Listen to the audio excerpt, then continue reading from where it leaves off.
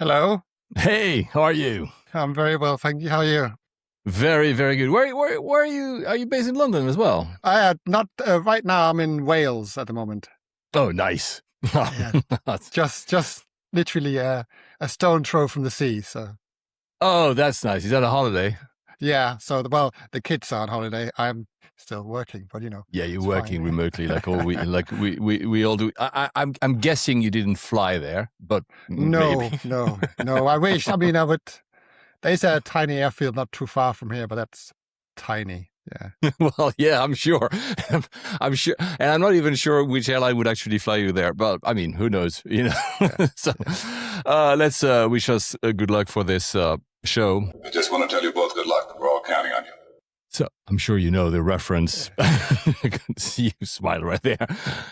So who do we have today? Before we run the music, as you can see, guys, I don't have my usual co-host with me. I have this very nice gentleman with me. You've heard his name a few times, actually. I think the first time might have been a year ago when I mentioned one of your projects.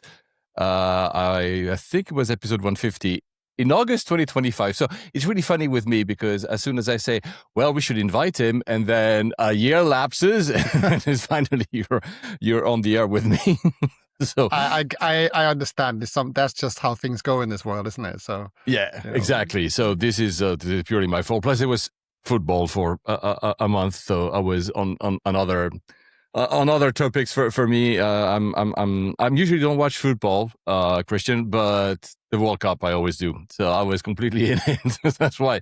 But guys, promise this is not going to be like last episode. We're not going to talk about football. Just know that if you become third as England, you end up landing at Birmingham and not London for some reason. I don't know why they did that. Right? Yes, exactly. So we're going to talk today about design, branding, history, nostalgia, physicality of branding, print, artifacts. Basically, I think I can sum it up by saying we're going to talk about the visual culture of air travel. Is that something that you would say is a nice... Yeah, no, that's a good summary. I always like it. Exactly. I mean, this is the thing. I'm always like, how do I describe what I do? And it's, it's a tricky one, when you you just do what you're interested in. It's like, then how do I label that? It's always like, I don't want to label it because I want to be free to do whatever next comes into my head, Yeah, well, welcome to my life because I have, multiple streams of income, multiple streams of careers, because I'm an independent for, God knows, 25 more years. So I do all these things, and people, when they try to ask me, what do you do, is really hard. Some people only know me from this podcast. Like, oh, you're a podcaster and you're an airline. Not really, but, it is what it is. Let me run the music and we'll go to the meat of the topic.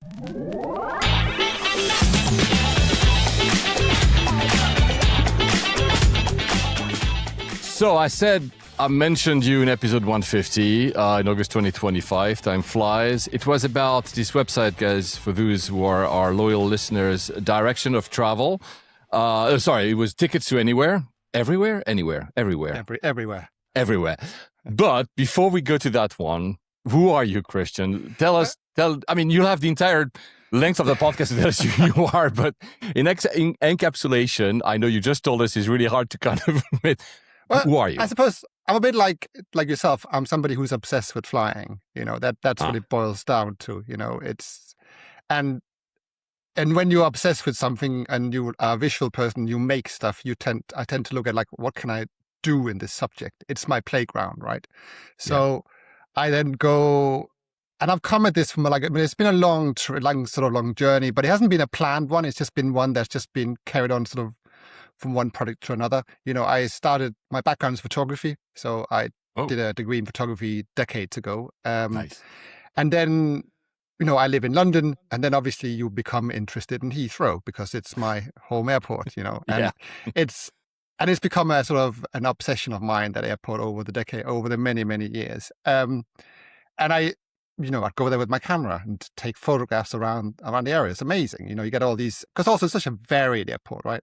You got almost everybody comes in there, and it's always interesting, and it's very dynamic, and it's quick, and the weather changes everything, and it's and it's in this part of London, which is not particularly pretty, you know, and it's a rough area in many ways. But I mean, it's developed a lot over the years, and it's constantly evolving. And when you go back there again and again, you see the little shifts and you see the changing in traffic as well. It's like, I have this thing now, I know what comes at certain points in the day. I know the sort of different waves. I know it. I go, okay, that would be that wave. I'm probably from LAX. It's just, I mean, it's, it's maximum AV gigness, right? You just have this sort of sense of what's coming in, not without looking at your phone, going like, "Oh, no, I understand that." The only ones I wouldn't know for me are the morning ones, because I used to live in Fulham, so on the north track, on the north path. Now I live in Wandsworth, so on the south one. And I know the one, because the first one in the morning, the Hong Kong ones, 4:30, Johannesburg, all the very early ones. I'm like, okay, these are the ones. But I do not know the rest. No, I mean, it's the algorithms, exactly. I mean, as you say, in the morning you get the Hong Kong, you get the Asia inbound ones, the early one, the sort of the ones who have grandfather rights to Heathrow. So there are certain airlines who are allowed into Heathrow before they officially open at 6 a.m. Yeah, so before between the cutoff, 4:30, and there's just a dribble of them. There's like not that many, but then at 6 a.m. the floodgates open and they use both runways for landings, and it's just busy, Yes. And I'm right underneath the approach to 27 right, so I lie there in my bed going, okay, we are open now, okay? And it's when if I wake up early, But so it's sort of part of like your sort of daily rhythm, kind of when you're going about your life, what's happening above your head. And I quite like that. It's like, it's just a sort of familiarity. It's a comfort. It's the fact that the sort of, I can look up the world's happening above me. People are going places, coming home from places, There's something about that I'm interested in. But anyway, so I started just going out and photographing around the airport and not really knowing where the work was going to go. It would be sort of documentary style photography. I'd try to contrast, the landscape, the people versus the planes, and the sort of the architecture of the place. And I did that for many years. And then I do this thing, which obviously a lot of plane geeks do, I think, is that they install Flight Simulator on their computers, right? Because we want to go flying. And I did that as a kid, and I do very little of it nowadays. Just isn't the time, unfortunately. All I get to do now is watch the occasional YouTube video going, oh, that looks really cool. I would love to do it myself. And then there's no time to do it. But so now I got sort of interested in like, okay, how do these planes navigate through the airspace? How do they do it? Oh, they go from waypoint to waypoint. That's kind of interesting. And I sort of thought, okay, I thought there's something there that's kind of fascinating about how airspaces exist above our heads, yet we live on the ground. So there's this sort of invisible network that I kind of want to understand a little bit. But it's a network that's sort of spread across London. So I did this project back 20 years ago called London Polygon, where I mapped the sort of waypoints, how plane navigate in London airspace. But I mapped the waypoints on the ground. So I would cycle to them on my bike. Because I wanted to kind of navigate London's airspace, but by bike. So I'd literally be on my bike with a little GPS device mounted in the front. This was a long time before the iPhone, so I had to sort of type in the coordinates manually and then cycle to the waypoint somewhere in London, and then I would photograph this waypoint. Oh wow! And so I made a book of this called London Polygon, which is sort of trying to encapsulate the airspace of London into some kind of conceptual book, some kind of books of photographs. But it's not a book of airplanes. It's a book of streets. It's a book of odd street corners, of bits of vegetation. It's got it's the territory underneath, basically. Exactly. Yeah, it's those different layers of our society that that kind of the layers of sort of wayfinding, the layers of the world happening above us, things we can't see, and then if we project them onto the ground, what happens? That I thought was fascinating, and also I like the idea of cycling them while. Above me, they were burning kerosene. It's quite nice. Yeah, that's awesome. Is that book still available? Do you still? No, I did one. There was like more like an art project. So I just did a single copy was made. I have it somewhere in my studio. Nice. So I just did a version, a copy of, because it's not really a sort of a commercial project, if you see what I mean. Yeah. It's more like it's like me just having this idea and just going like, hey, I can do this. And I was at the time doing an MA. And I thought, hey, this is a great framework, because studying is great for like just doing stuff that you will never do otherwise, Yeah, 100%. That's, and I always find that it was such a a space of just going, hey, I got this idea. I got the time to do it. I'm never going to do it again in my life, probably. So now I better get on with it, So that was the sort of, I did that. And then things sort of carried on onto all kinds of other projects. I started, with I did another one. This is another one which I did like the year after. I photographed every single aircraft landing into Heathrow in one day. So I sat in my window in a flat in Brixton. Okay. And I photographed every plane from 4:30 to 11 something or another. So and I just saw sort of a little, I called it point of approach. It was the whole idea again is the world was coming to me. So I was photographing every single plane. And this is before we had ADS-B radars and all the rest of it.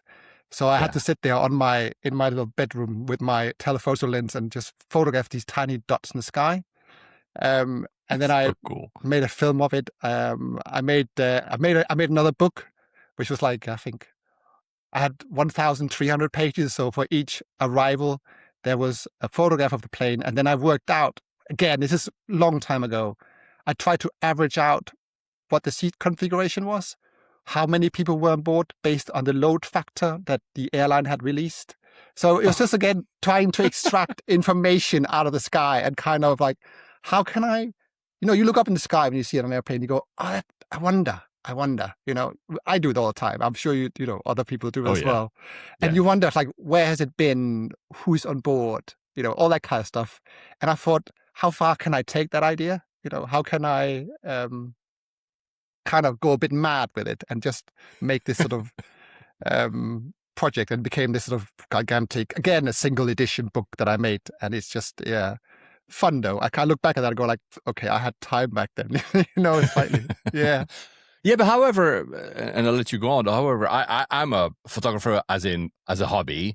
Having projects that kind of, it puts a sandbox around what you want to do, because you could just have your camera and do street photography or do travel photography when you're on holidays or whatever, which is very nice. This is what I do the most. However, having a project like that, especially such a mad one you just did, kind of forces your mind to say, okay, I have to dedicate and focus on a single type of photography here, the planes landing at Heathrow from the window in Brixton. And I love this. I find it fascinating. Yeah, and I think that's the thing. This gives you that sort of, it's just a way of going, hey, I'm interested in this. I got a camera. I got a bit of time.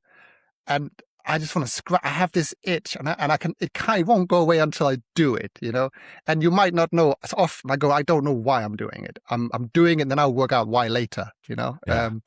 So it's sort of, it's a funny one, because I also go with like, I look at this list of uncompleted projects, like I just need time, Yeah. Yeah, it's true. That's true, because giving you, it's like, what's a Hitchcock movie when he has his leg in a plaster and he cannot move, and the whole movie of Hitchcock happens in a single room. So that's the thing. You force yourself to say, I don't have the time, but I can do a project, which is, again, the sandbox is my bedroom, living room in Brixton, and that's it.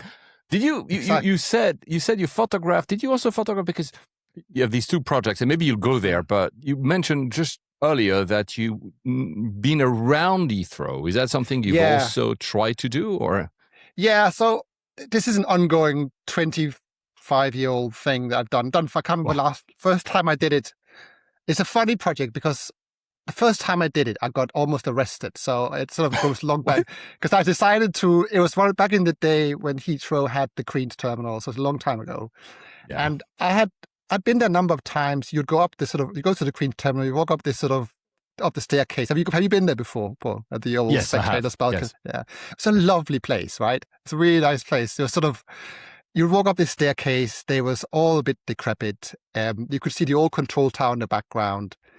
And there was this sort of regular hangout of people. And there were these sort of, binoculars mounted up that never worked. I was never there when they worked. They were always broken, right? But that was part of the charm. So you would go up there and there would be people, and you could sort of see, and it would be like, especially great on a sort of rainy, misty day where you can just sort of see the arrivals come in. And you would stand there for hours just going, this is an amazing place, I remember watching Concorde come in through the mist, it's just like, this is fantastic. Wow. Yeah. But anyway, so that I remember once arriving at Heathrow, and I was like, okay, this is what I'm doing today. And that day there was they had closed it, and there was tanks parked at Heathrow because there was What? like, I think there was a terrorist threat or something like that. Oh, I see. At the time, and I hadn't clocked it. I hadn't really read the news. I was obviously not really clocked it. I thought, okay, fine, I'm just going to start walking, and I got as far as like Terminal 4 until like a van full of police officers jumped out, going like, "What are you doing here?" You know, all that kind of stuff. I was like, "Oh, I'm just photographing." You know, very benign. But that sort of started as a long-running, very slow-moving project where I would basically once in a while I would just arrive at Hatton Cross and I would just circumnavigate the airport. Walking or biking? Always by walk. I've done it by bike once, but mostly by walking because it's a different experience. Yeah. And it's not, airports are not made for circumnavigating. You know, they're not made for that. No. And I remember, I can't remember whether I was inspired by or whether it happened later, but there's a British author called Will Self. He did this project many years ago where he walked from his home in Stockwell to Heathrow and then to fly to New York. And then he got off the plane at JFK and then he walked into the city, which was, again, sort of this really lovely project. I thought that was just like such a beautiful thing to do. To like walk to an airport, especially one like Heathrow, and then fly to JFK and then walk into the city. You know, it's like walking to the city from JFK to the city is quite an endeavor. Wow. Well, I cannot exactly. imagine. Exactly. So you have this, you're trying to navigate these spaces that are not made for people. They're made for cars, made for airplanes, obviously. Yeah. So now I've just done, I maybe do it twice a year now, where I'd walk around the airport, sometimes counterclockwise. It depends what I feel like. There's no real system in place. It's more like I arrive and I just start walking, and it's a long journey. I'm always surprised. How long does it take? About 4 hours, I would say, unless depends how often I stop and how much, sometimes I stop and sometimes, if you're photographing all the time, it takes longer. Yeah. But it's a funny thing because obviously over the years that the airport has morphed and changed so much, But at the same time, it hasn't changed. It's still Heathrow. No, there's a DNA at Heathrow that is that's kept the same. Yeah, I agree. Notwithstanding the lack of change in the past 12 years, because there hasn't been a lot of new infrastructure. We're all waiting for a potential third runway and additional terminals, but we all know that it might take forever to get there. Yeah. But yeah, it's true. It has changed. But the DNA of Heathrow, and many airports around the world, actually, whether it's in Europe, the US, and Asia, you can feel you're in that airport. And there's something about British airports or English airports. For me, there's a commonality when I land at Gatwick, which is the airport the closest to my home, or Heathrow. Even though they're not the same airport, I'm like, this is England, this is Britain. But then also Heathrow itself has its own kind of language, So I'm like, I know this is Heathrow. You can show me a picture of a wall and it'll be like, this is Heathrow. You know what I mean? Yeah, they got the same. They have some of these sort of welcoming bits. They have been up there for decades, right? You look at them and going like, "This is all." There's a charm to it, also, But this is not Singapore. This is not Hong Kong, right?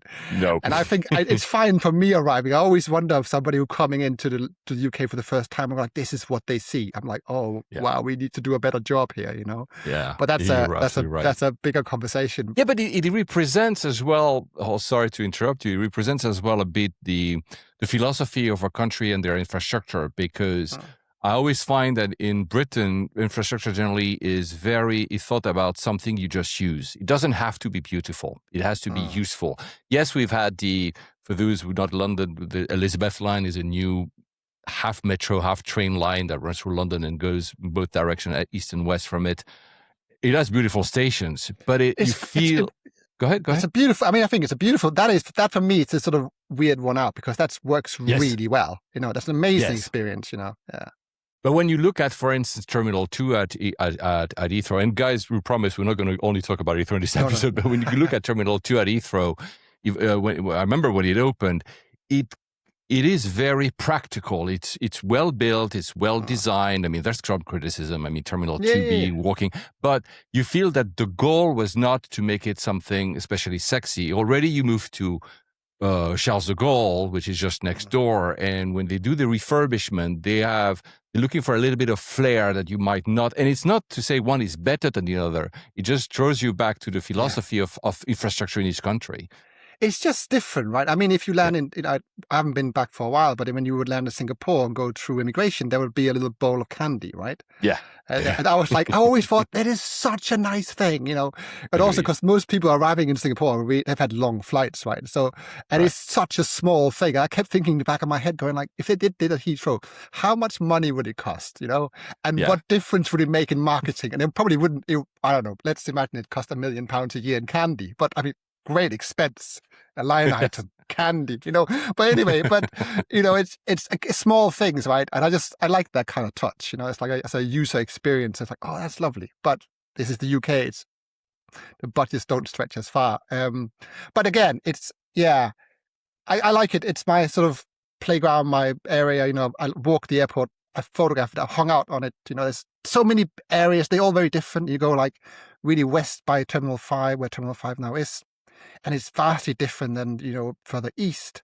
And it's just, and I remember the days when Terminal 5 was just coming out of the ground, you know, it's 20 years old next year, which is crazy. Wow. Makes me feel, makes me feel a bit old because did you experience that Terminal 5 right away when it opened? Yeah, I was there before it opened. I got in as they had, I was actually writing something about I wrote about it back then, and I was just putting a newsletter together the other day. I went on a trial of Terminal 5 back in 2006. Yeah, so back then the airport was owned by BAA, so the British Airport Authority, I think. And they did these trials, like basically how do we break in a terminal? Because it's a bit like how do we test an infrastructure project without actually doing what it's supposed to do? And so they would bus people in to Hatton Cross. Then you would go to the Heathrow Academy, which is on the northern side. And then they would bus you to the new terminal, which sort of almost finished. So you'd get out. I was a pretend passenger, you know, and you would. I was about to ask you, it was a kind of a trial thing where they wanted to test it out. Oh, cool. Yeah. Oh, so they would let people in like sort of different, in like, now 20 people goes in, because they wanted to emulate what a real flow of passengers would be like. Yeah. And then you'd go in, you would check in, you'd get some luggage and a boarding pass. It was all obviously pretend. I think I was going to New York. I was very excited. I think it's brilliant, you know. And then you'd go through the whole I mean, it was also really absurd because obviously we weren't going anywhere. But the funny thing is that it was all kinds of people coming. You know, it's not just people like myself who were like, oh, infrastructure and airports and flying, but also families with kids showed up. It was just fascinating. You know, like this is their day out, you know. Did you have to sign up, or were you randomly chosen? It was something you would sign up online. They would have like a form online where you could register, and then you would be invited. And, you know, I think it's several of these. Cool, man. But the funny thing is that then when they finally did open the terminal, you know, it all went haywire within like minutes, right? You know? Yes, you know? Completely. Especially the luggage system went completely. Yeah, but exactly, yeah. It's a classic situation of like, you know, you have these big systems and they work at capacity. I had a conversation with somebody on a flight once, and they were like basically saying, the moment the doors opened, Heathrow Terminal 5 was operating at capacity. From the very beginning. You know, there wasn't like, a lead in. It was just like, go. And how do you design for that? You know, how do you test for that? You know, there's no like, we're just going to slowly open the doors and see how it works. No, that's not how it's going to work, you know? But I mean, to their credit, the start was kind of rough, but now it's a very well-oiled machine, right? I love the satellite terminals there, you know. It's just when you go, when they put, you know, you have to go, when you go out there and there's a when I was BA, I don't know, silver. I never got it to gold. Now it's different, but back then you would go and you would fly somewhere on economy, and they would let you into the lounge out on like the C terminals. I think there's C terminal, the lounge, and it's a really nice lounge because it's got this great view across the airfield, which is like obviously this is why I'm here. I'm here to look at the planes, right? You know. So you would So you would sit there in this lounge and just go, oh, this is nice, you know. So do you always, I mean, we'll get to flying a bit later because let's keep on your projects. First of all, just out of pure curiosity, because I'm a photographer as well, what kind of camera do you use? The film or it used digital? to be, back in the day, I used to shoot on a Mamiya 6.7. So like a set 6.7, so a big heavy chunk of metal. And then I used to shoot on a Rollei Flex for a while as well. Then I had a Leica M2 for a long time. Now I shoot on a Leica M, so digital one, but it's an old one. It's like just 24 megapixels, right? But it's fine. I love it. It's a great camera, I'm also a Leica shooter. I also have I also use a Leica M, but digital.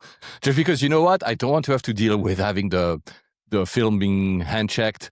I mean, some airports are good with it. Heathrow is apparently very good with that. But some airports, when you go to a destination, you're not sure what they're going to do. For guys who don't know about this, with the new CT scans, if you have a film, it will be damaged under this new 3D visualization of your bag. So you can ask and request a hand check.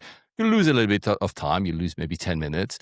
Many airports are okay with it. Some airports, they know you have to go through. So then you lose all your pictures, right? So I don't want to have to deal with it. But I understand the appeal of film because I came from film myself. So there's moments I wish I would do it. And I don't want to have to deal with it. But it's also, if you're doing your shooting, then you're sort of accumulating film at the same time. So you got to carry more stuff, right? So I still have film cameras. I shoot occasionally, but 99% of all my work now is just digital because and I'm not like, I think whatever tool you have is the right tool for the job. I fully agree. I fully agree. But the reason I ask is because one of your other projects, the reason actually I started following you online was I stumbled upon one of your print magazines. So this is why I make the kind of connection with, film being analog and print being the analog of today's digital world, right?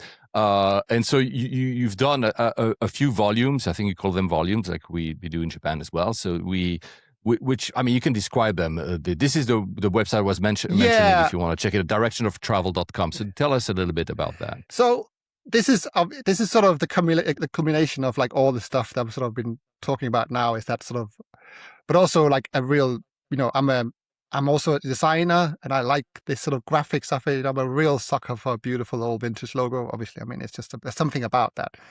And I agree. I started collecting these airline maps back in the day, and it's like just old like United Airlines maps from the 1970s. So it'll be these, and I'll get them, and I'll be like, the quality of this stuff is amazing. And like some of them were like, when United changed their logo, had it signed by Saul Bass, who did movie titles for Hitchcock. So there's a nice little continuity there, and they were just beautiful maps. And I thought, and I like maps. I mean, there's something of maps. It's just a beautiful thing. And especially printed. Online is a different game. But a printed map is just beautiful. And I like airline maps are something interesting because they freeze an airline's network in time. So whenever you pick it up, they tell you so much about that airline at that particular point. They show you, especially the old ones from like the 60s and 70s, these weird stopovers. You're going like, what were they doing there? Was it Scandinavian Airlines had these polar flights to Canada and LAX, and they would stop over in Greenland. And what used to be called Sønderstrømfjord, now it's they have their proper name.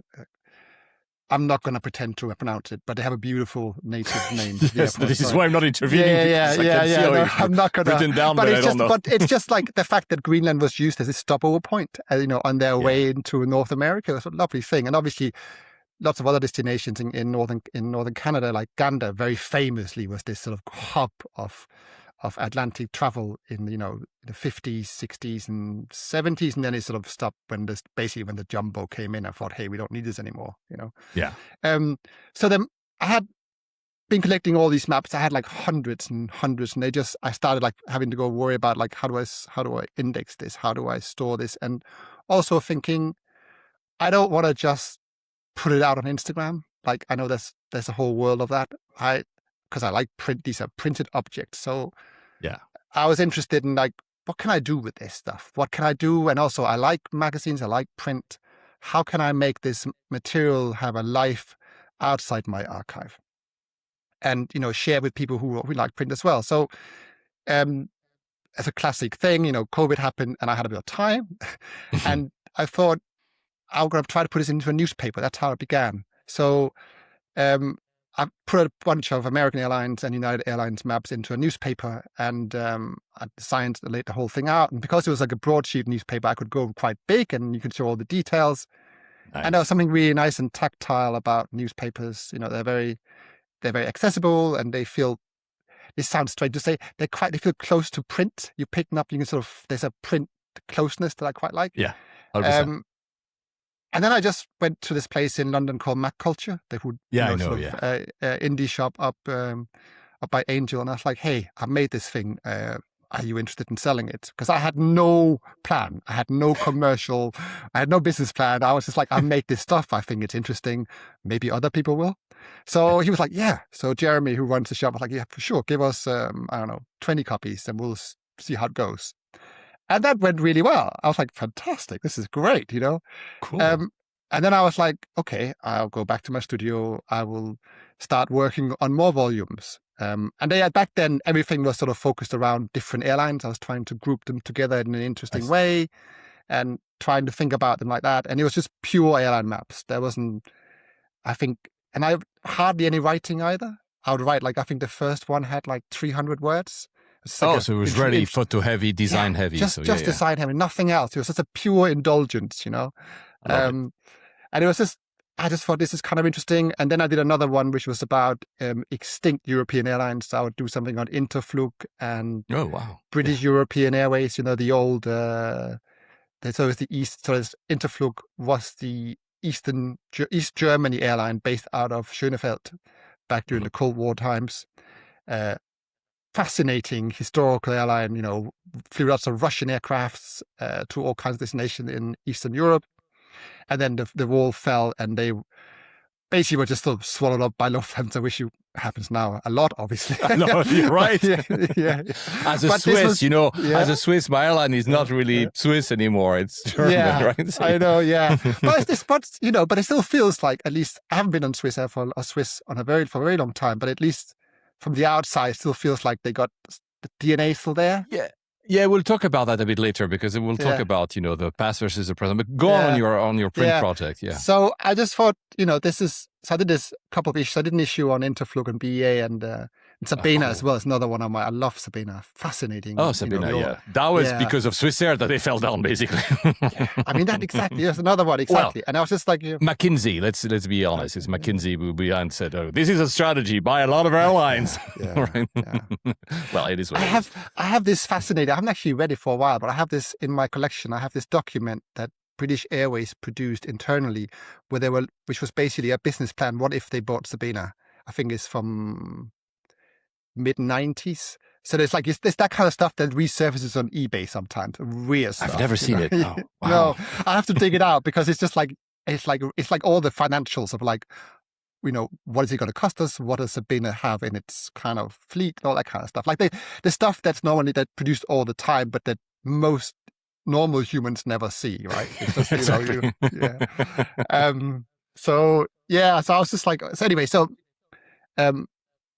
the story was basically, I made these newspapers and I started writing more, because I always felt like this stuff needs context. It needs a voice. And what I take for granted, it's I'll be talking about Gander. Other people have no clue about it, right? Yeah, exactly. Yeah. And I always underestimate that, generally speaking. It's I always assume people know more than me. This is just the default. I'm the same.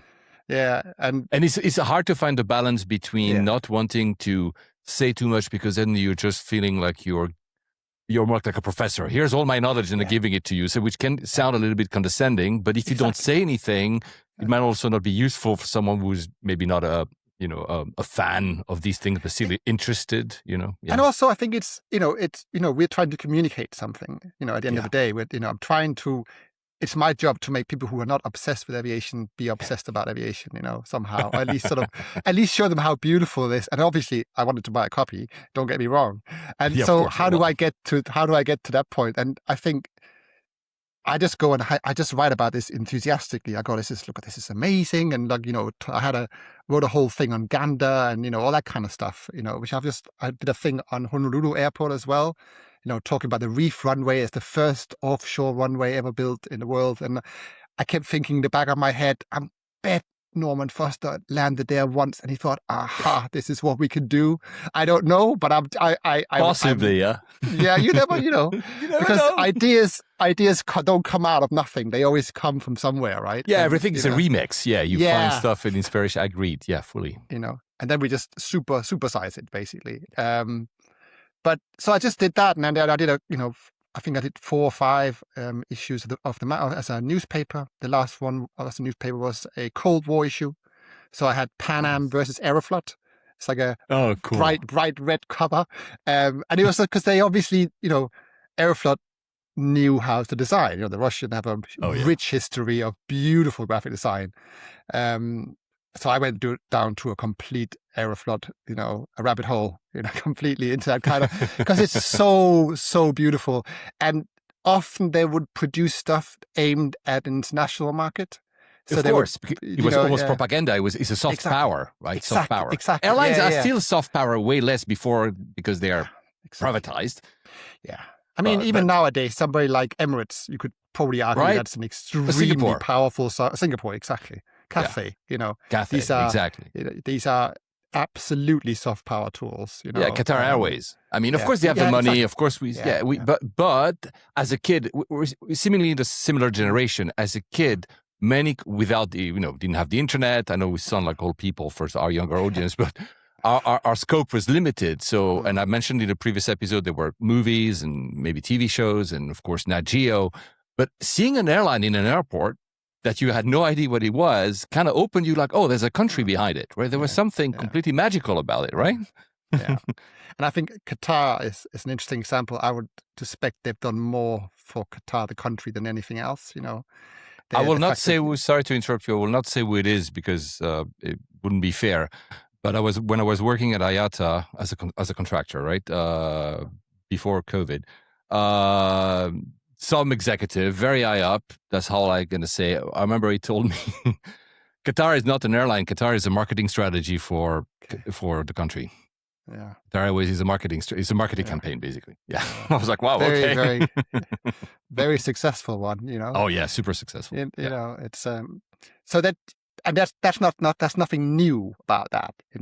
It's like absolutely nothing new about this. It's like there's something that's happened since the beginning of of commercial aviation, really.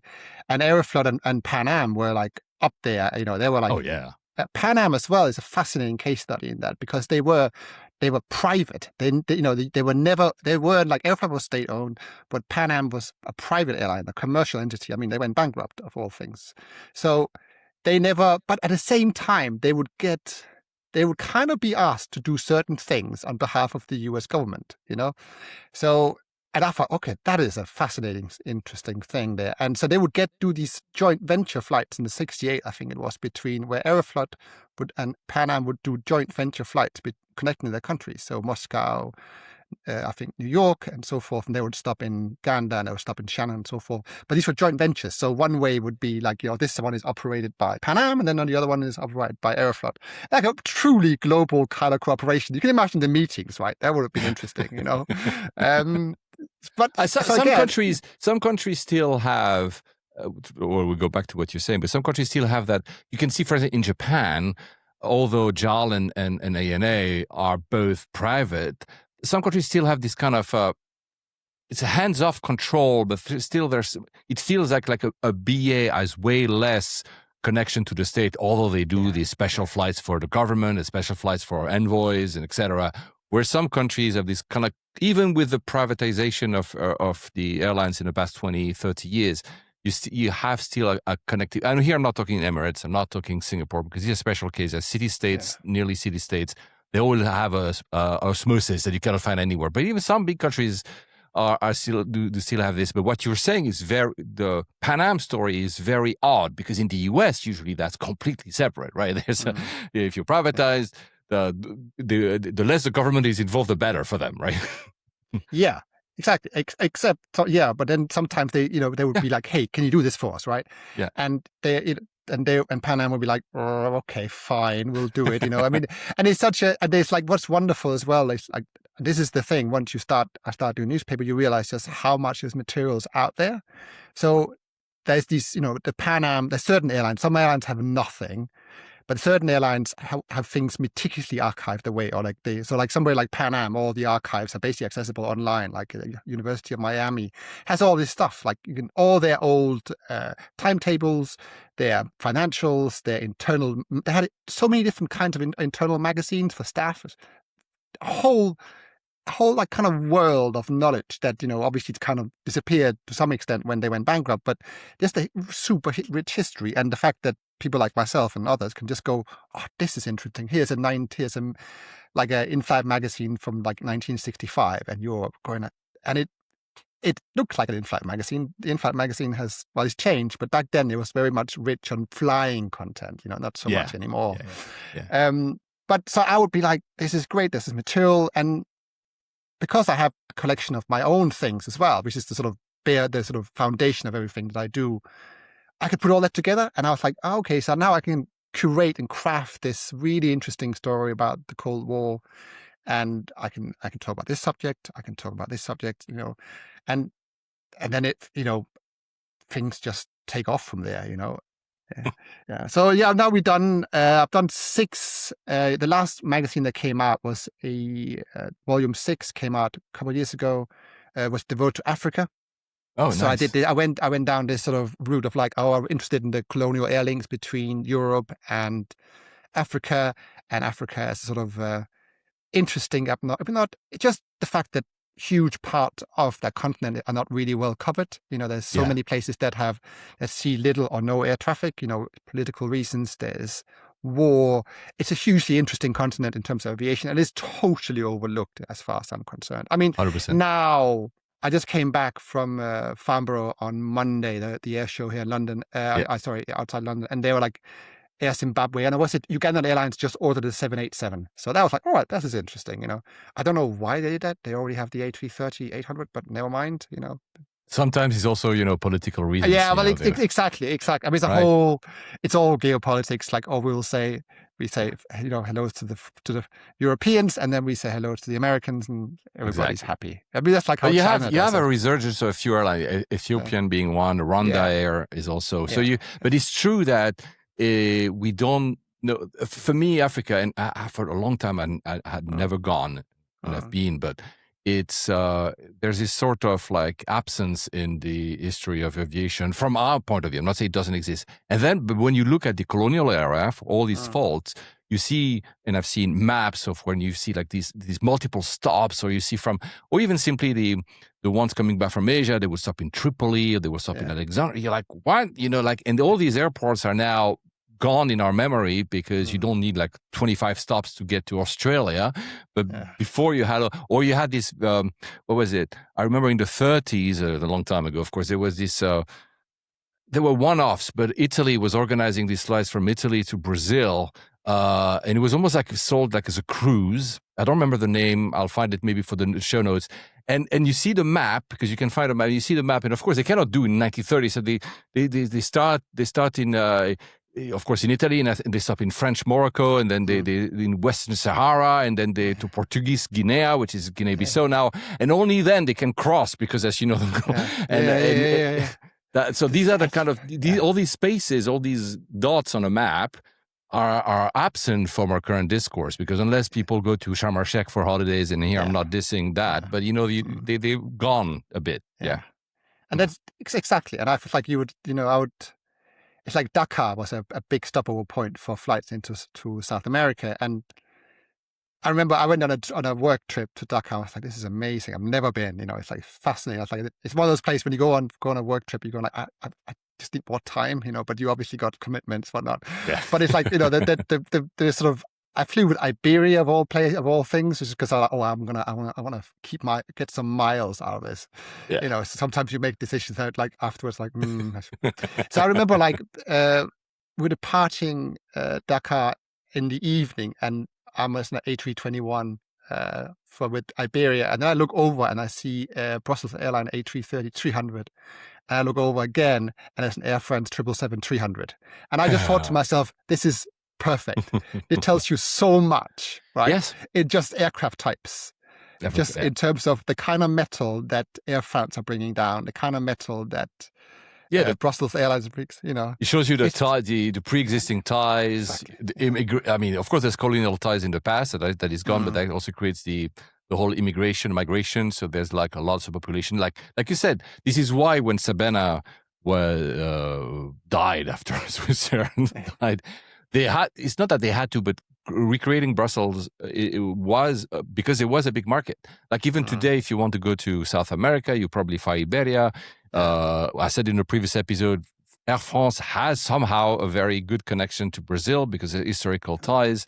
And you can see that today, if you want to do like island holiday, it's not my type of holiday, but once in a while, you know, like these remote islands, you're not going to be able to fly to the former British colonies with Lufthansa and or fly to, I don't know, Martinique or with anyone else but Air France, because all these ties exist still, you know, even with the change of territories and the change of borders, you have these kind of these snapshots of time within existing route networks. Yeah, like there was somebody pointed out that the Brussels Airlines, one of the most popular routes is to Kigali, I think. Yeah. So, you know, it's just like they're still for them. I mean, it's a big money earner, right? Because they have the connection. So they have this. So even nowadays, if you look at this sort of, I know it's the kind of thing you do at night. You look at the flight radar 24. It's like, what's leaving Brussels Airlines? You know, so you go, oh, this is interesting because it's like what I do when I arrive at an airport. I look at where can I go next, even though I'm not going anywhere. Yeah, you look at the board. Yeah, of course. I'm like, you know, I was in, you know, we went to Lisbon recently, and I was just like, where? I was like, oh, this is interesting. I go to Recife from here. I was like, and I was like, Recife used to be such an interesting stopover point on your way in South America. They would go from Dakar to Recife. That was the shortest land. And I'm like, that's this right there. You know, that story is right there. And it's like, I like it anyway. It's just, No, I agree. Yeah. That's a very childlike fascination that never left me. Always, I look at a board and I'm like, and of course these big connectors like Turkish Airlines, Emirates, Qatar. When you are in their hubs, you look at the boards, and the boards are like 500 cities. You're like, oh my god, they go everywhere, and you're like, I want to go to all these places. There's something very. But go on. So you've done these. So the latest one was really centered around Africa. So there was Africa, So that was an Africa one, which was just I did like. I did I did a deep dive on the Revue, which was the Air France magazine, which they used to be. They published this beautiful thing. It's almost like a book. I mean, it's so, you know, people say there's lots of ads in certain magazines. Back then there was even more. I mean, but they were beautiful, beautiful sort of magazines with like incredible stories. Photography was so rich, and it was like different types of paper. The design was all completely like out there. So I would write about that. I wrote a bit about the similarly named magazine for Oscar Review from Sabena. And then that's where Tickets from Everywhere comes from, because go on. I had been sitting on this material, or this sort of idea, and this again comes back to this idea, like as a kid you would walk up to these shops and you look through the window. And you look like it's a bit like you walk up to a watch shop, right? You look at the window and you look at these watches and go, oh, look at all that gold or whatever. You look at all these sort of silvery, and then you look at the price tag, go, oh my gosh, you know, all that kind of thing. And I used to have similar things with these sort of old airline shops. I mean, I was at the generation where they were almost dead anyway, but so they were more like sort of antiques kind of thing. You'd go up and but you when look we at grew up, they were in a similar vein as I said earlier about dreaming of other countries. I remember I grew up in Geneva in Switzerland, and I remember there was this store in the center. There were many, of course. Nowadays they're all gone. I think it was Royal Air Maroc. I can't remember. And they had like, for me, what already as a very young kid, I'm not talking teenager. They always had a miniature airplane on display, a big one, you know, a 7-4 or something. And for me, just seeing that big thing, I was like, this is a dream. I want to be on that thing. And then you would see, usually they would have pictures of their country on their walls. So that created that. And of course, they were very curated. The shops were also beautiful generally. They all had their own identity. But I'll let you go on, because your project, that's a direction to everywhere that we mentioned with Alex. That is amazing what you've done there, man. It's incredible. Thank you. So it's been a long time coming, and it's something I've been like kind of just, you know, you get these ideas. Again, I was telling you earlier, you have these ideas and then you sort of leave them in the back of your head and you go like, it will, at some point, things are going to connect somehow. You hope for it anyway. And I kind of think at the moment more productive now as you get older than I was when I was younger, because at least now I have a sense of how things fit together a bit better. Yeah. But so I was like, I thought, and I started doing some more research into these shops. And I started looking at old photographs and all kinds of stuff, and I realized there's a whole world there. And also because you'd look at an old timetable, and I have a fair few of them, and you would look in the back page of these timetables, and that would be the list of their addresses around the world. Like Swissair is famous on this example. You look at these things, they go like, they had offices everywhere. I mean, this was crazy. You would look at these, and like, I was like, they have more offices than they had destinations sometimes, because these offices were, again, soft power. It's like Swissair, Swissair logo in the window, instantly. And their brand was so strong, the old one. Yeah. It's like, they had this thing where they would, in the window of their shop, they would always have a mountains from Switzerland, always. Yes. So you would try to look at these photographs from like, there would be a shop in Baghdad photographed in like mid-70s. There's a photograph of some Swiss mountains. There's a shop in Tripoli. There would be a window, that would be a photograph of some Swiss mountains, instantly recognizable, right? Like it's a beautiful kind of clean. I mean, this is way before Apple, right? Way before when they came. It's like so. We'll talk a little bit. We'll talk about the design philosophy of these era 60s, 70s afterwards. But it's true that there was a consistency, and especially Swiss, because again, I am Swiss, so I have multiple passports, but people know. But I was, born and bred in Switzerland. So for me, Switzerland is probably my closer identity. But these stores, even when I remember the one in New York when I was a kid. I remember seeing, and even me, as I know Switzerland, I live there, I've flown Swissair, but I look at that store and it was so well done. The wall were dark wood, and the seats were all black leather, but very minimalist. It was always laid out very similarly, with like very clean desks for, nowadays people would call that mid-century or something. Yeah. There was something very, actually, by the way, if you ever are in Gates D at Zurich Airport, so the ones that if you take Swiss or BA sometimes to come back to London or to fly, of course, but if you usually big flights, long flights from Zurich is Gates E, but Gates D, it's a subset within the old part of the airport. There's don't smoke, guys, but there's a smoking lounge that still exists, and it has the same chairs, man. The same walls, nice. Like the dark wood. The chairs are almost, probably not exactly, but almost the same as you see in those pictures. And you have some actually, I think, on your website.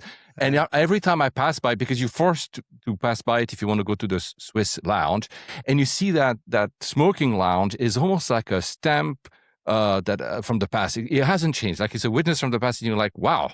It's very clean, as the Swiss do. They kept it clean, but the design for me harkens back to these stores. Sorry to have interrupted. I wanted to say that. No, this is great, because I mean, you can almost imagine that, like when Swissair went bankrupt, they put all the chairs away in a big storage facility, and they're like, we need to use them for something. We will put them into the smoking lounge, So I think it's just such an interesting thing, and so I just started digging around, and I was just finding all these photographs, and I was just like, this is interesting. And obviously liking maps and having a sense of data as well, because it's all like, but lots of this data is buried away in timetables. So I had to work out a whole process of digitizing this stuff, because I had to work out, and how do I digitize an address that doesn't actually exist anymore?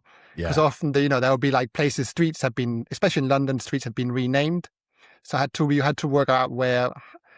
And there were some fascinating stories in there. Like one of my favorites is that where Pan Am used to be in London is now occupied by BAFTA, so the film award. Oh, wow. Yeah, the film awards. Like, wow. Yeah. And where BOAG used to be on Regent Street, is now occupied by a steak restaurant, I think, or maybe that's changed. But there's some, but my absolute top is Alitalia used to be on Oxford Circus. And they had one of those buildings on the side, and then it was occupied by Microsoft after, like obviously years and years later. Yeah, I've seen the one. Yeah. Yeah. So I think they closed it down. Yeah, but they closed it down now. Yeah, but so Alitalia also is one of these brands that are very strong, recognizable brand that stayed in pretty new money. When you see the stores, you're like, wow. For me, there's them, Air France, Swiss. There's Swissair. Sorry, I keep saying Swiss. Yeah, they are very strong. So yeah, I didn't know that they were at Oxford Circus. Wow, man. Yeah, so But they were right next door to South African Airlines as well. So they had like sort of literally next door to each other. wow. But I just remember walking in once, I was sort of in the middle of researching. I was writing this article. I was like, because I was doing in the magazine, I was doing this long piece with photographs of these shops, and I was writing an article. And again, it's one of those things. I was walking around, I was like, I want to see this. I need to get out in the world because I'm sitting from the computer. I need to get out in the world sometimes. And so I walked into the Microsoft store, and I was like, and then they bring up this trailer from Microsoft Flight to me, and I was like, that's it. You've just given me my conclusion. I'm very happy now. It's perfect, going all the way from selling tickets to, selling some kind of, virtual world is perfect, Yeah.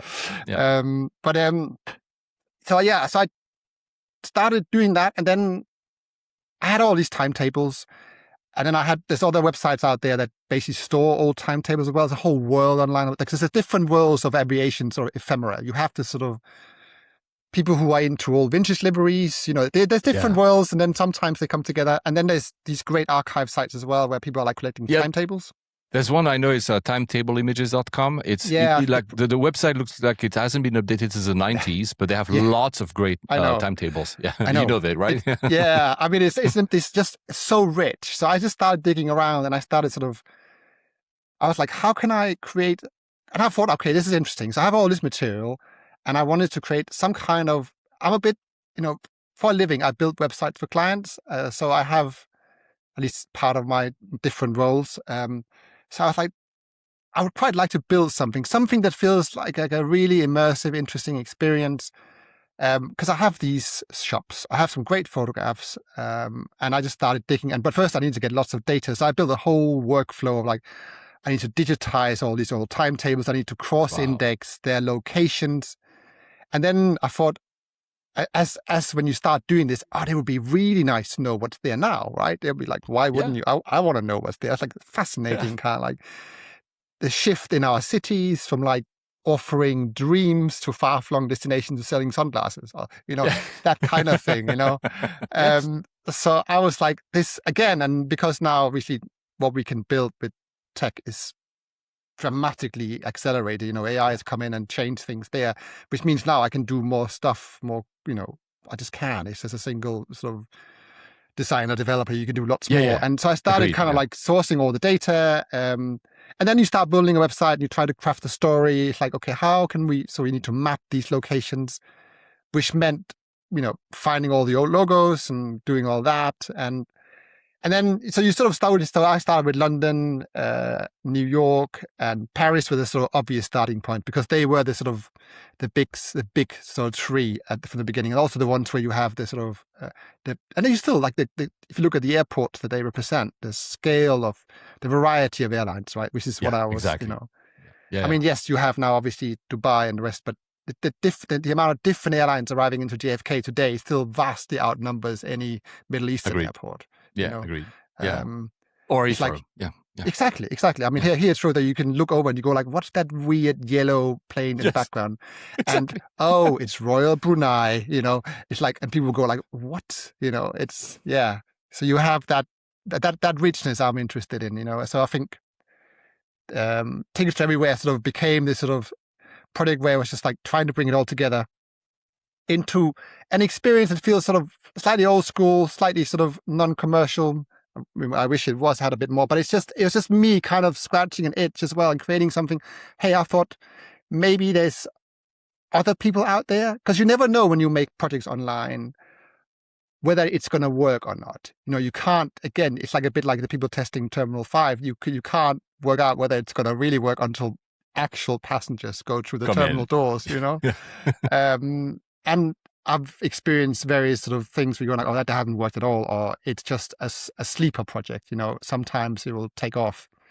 But Tickets for Everywhere is just more of a project that I've sort of added to. And so I mapped out those 3 cities to quite a good lot of detail. But again, like somebody emailed me and said, hey, Pakistan airline in Paris, isn't there? And I was like, okay, fine, But I like that's that. good. It's like, it's great. It's almost like crowdfunding. People will tell you, I live here, I can tell you, or I remember that this store was there. It's actually, it's wonderful. Because, people would get in touch with me and they'd go like, oh yeah, so I did this. Can I talk to you about it? It's like, absolutely, you could talk to you about, I mean, that's the great thing about doing a magazine is that people then feel like they can sort of reach out to you and talk to you about stuff because they feel like I'm a sort of a safe person to talk to in their little world, with like, I'm not going to judge them for however, because it's like, I'm one of them, we are together, Yeah. And then I sort of, so that was sort of the city aspect. And then I also did this thing, which I was much more work than I thought, hey, like, what if we could visualize the old networks? It's like, I thought,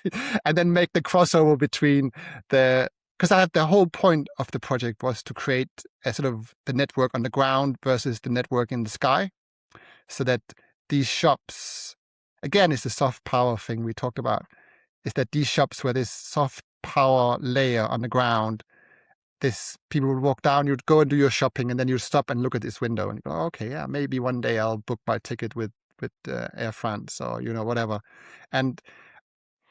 but obviously now it's completely gone. I mean, I remember somebody pointed out to me that Ryanair in London, they had a model of Concorde in their window up until like the 2011 or something like that, which is obviously completely crazy, but it's kind of beautiful at the same time because Ryanair never operated Concorde. They like many airlines at the time, they were like, oh, we want to buy one, but never happened.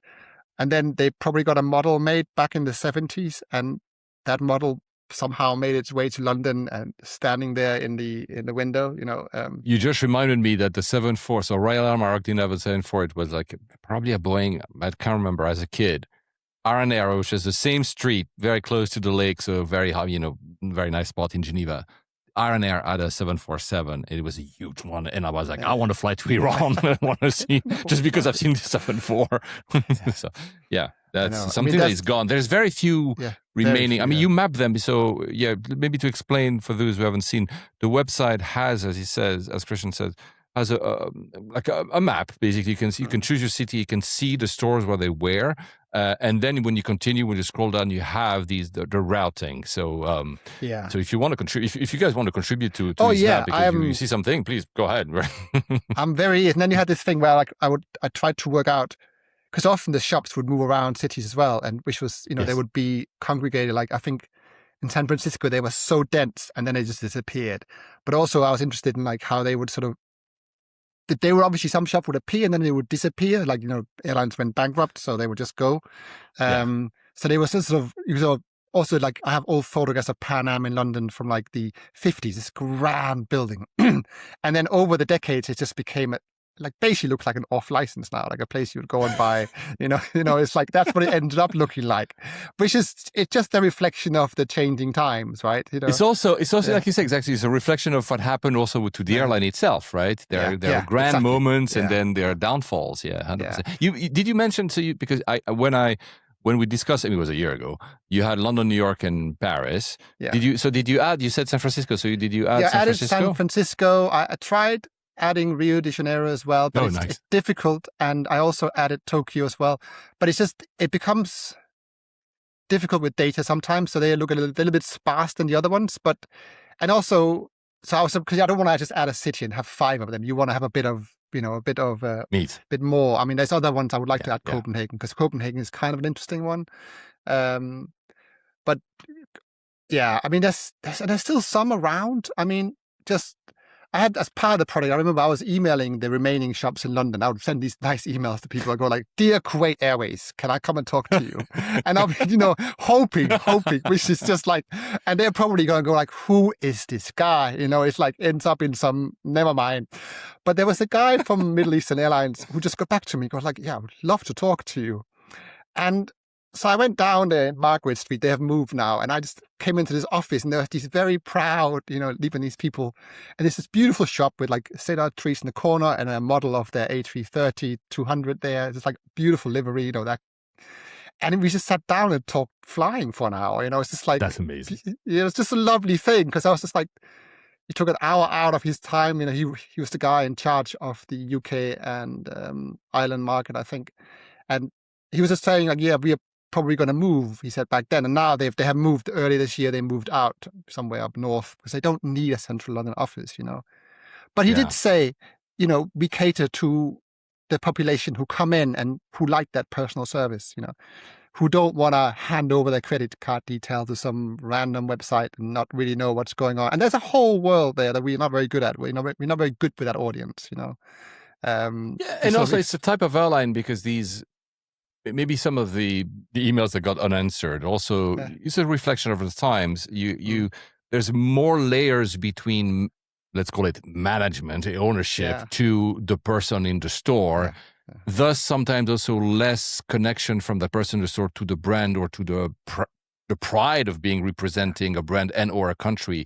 Having worked myself in Lebanon and used Middle Eastern airlines a lot, that is much tighter. Of course, it's also a country that has been torn by war and has these multiple difficulties still today. So there's maybe a willingness also to say, hey guys, why don't you want to come? That's soft power again.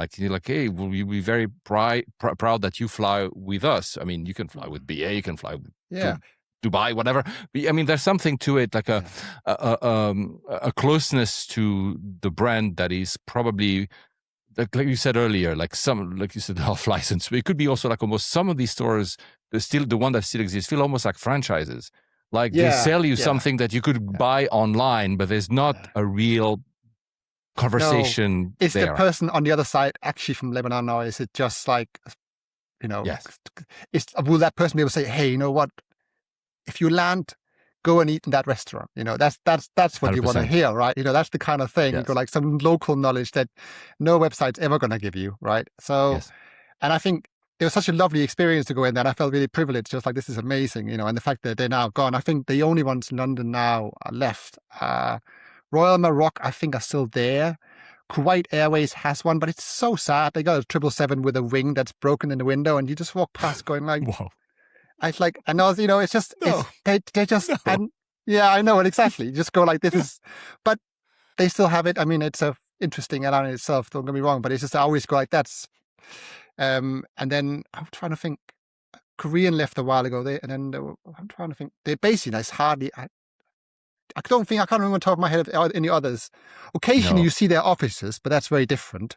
Like that's not the same. That's not the same thing, because I was driving past the Qantas one just by, you go on the Hammersmith flyover and you look left. There's one point you can just see the Qantas logo, and I saw a 787 in their window. I was like, that's their office. I was like, but obviously it's not an office I can go and visit, And then the other one that's in London, but it's not really an office, is the Evergreen, not Evergreen, Ava Air, the Taiwanese airline. They have.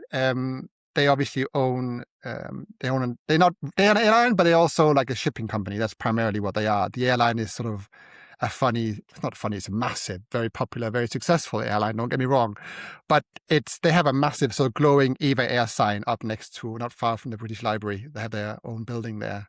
But that's also very. How do I say that? Like you have usually these big conglomerates in Asian countries that do multiple things. You have shipping plus an airline plus cargo plus. It's not exactly the same model, but it's. I think at some point Emirates did have they had that weird in East London, the cable car. They were sponsoring the cable car, and they had an experience at the bottom of the cable car. I think that's gone, but I think they had another experience, which is more like a store-like type of experience. Yeah, that's right. I haven't actually been, so I don't know. But I think you're right. They have a shop or kind of like a storefront somewhere on the first floor somewhere. Exactly, but I think, and you can just sit in the. I think they have a premium economy seat or something because that's what they want to sell these days. But again, this is rare, and this is. It seems like one-offs. I don't think we see a lot. Maybe look. I used to live in Tokyo myself. I do not recall, because I was not like you, going to find all the airline front stores. But Japan being still a country, it's not only about cash being still king, but also people love to buy stuff physically. Still more than we do. I mean, it's changing like everywhere. At least that's my memory when I was back there. It felt like I was 20 years before in terms of behaviors, in terms of buying behaviors. It was like, we need to go to a store, So maybe there's more still existing there. For sure, JAL and ANA will be there because it will cater for their own passengers. But are there others? I'm not sure. I know that there's in Africa as well. I think there's a fair few. Like I know that Brussels Airlines operates a number of shops in Africa, as does Air France. Okay. Because again, they're catering to an economy who might not have Visa or debit card. It just doesn't, that's not what they have. So they want to go somewhere and buy their ticket, right? Or at least have that and service, they might and they might not trust online because they're like, there will be yet another scam. And maybe also, I understand, it's also sometimes when you spend a vast amount of money, depending on your income, even me, I mean, 20 years ago, I would have not bought an airline ticket online, maybe, because I was like, I don't know, if I'm about to spend £2,000, I'm like, you know what? I'd like to be sure. Nowadays, I'm like, I don't even think about it. Apple Pay and it's gone. But it's also there's also stages when you get used to not being scammed, used to trust the fact that the ticket will actually be there in the end. So there's that. There's that as well. Yeah. It has been gradual, right? Like, now we go, and now I said, when I fly with Ryanair, which is I have to do quite because that connects me with my home in Denmark. When I go back to see their family, it's like I have to go. Now they go like, oh, it's purely digital. There's nothing, you can't even print stuff out anymore. Now you have to have it on your phone. So it's like they've gone the full circle now, right? From the penalizing you from if you forgot to print out that A4 page to now you just show up, when you're on your phone. I mean, it's fine. You trust the process because it's been gradual, right? It's not happened overnight. It's been a gradual journey from, getting your ticket, printing it out to now you just download it as you stand there in line, really.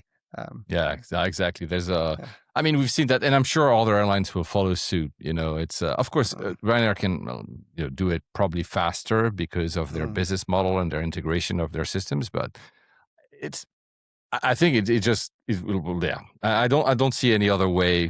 People will have to get used to this, and they will punish you to being analog, which is a pain, but it is what it is. At the end of the day, it's this dance. We all like, and we'll talk about it a bit later, maybe. But we all love. I mean, we all love. I don't know if we all love, but a lot of us appreciate the convenience of stuff. So creating less and less friction.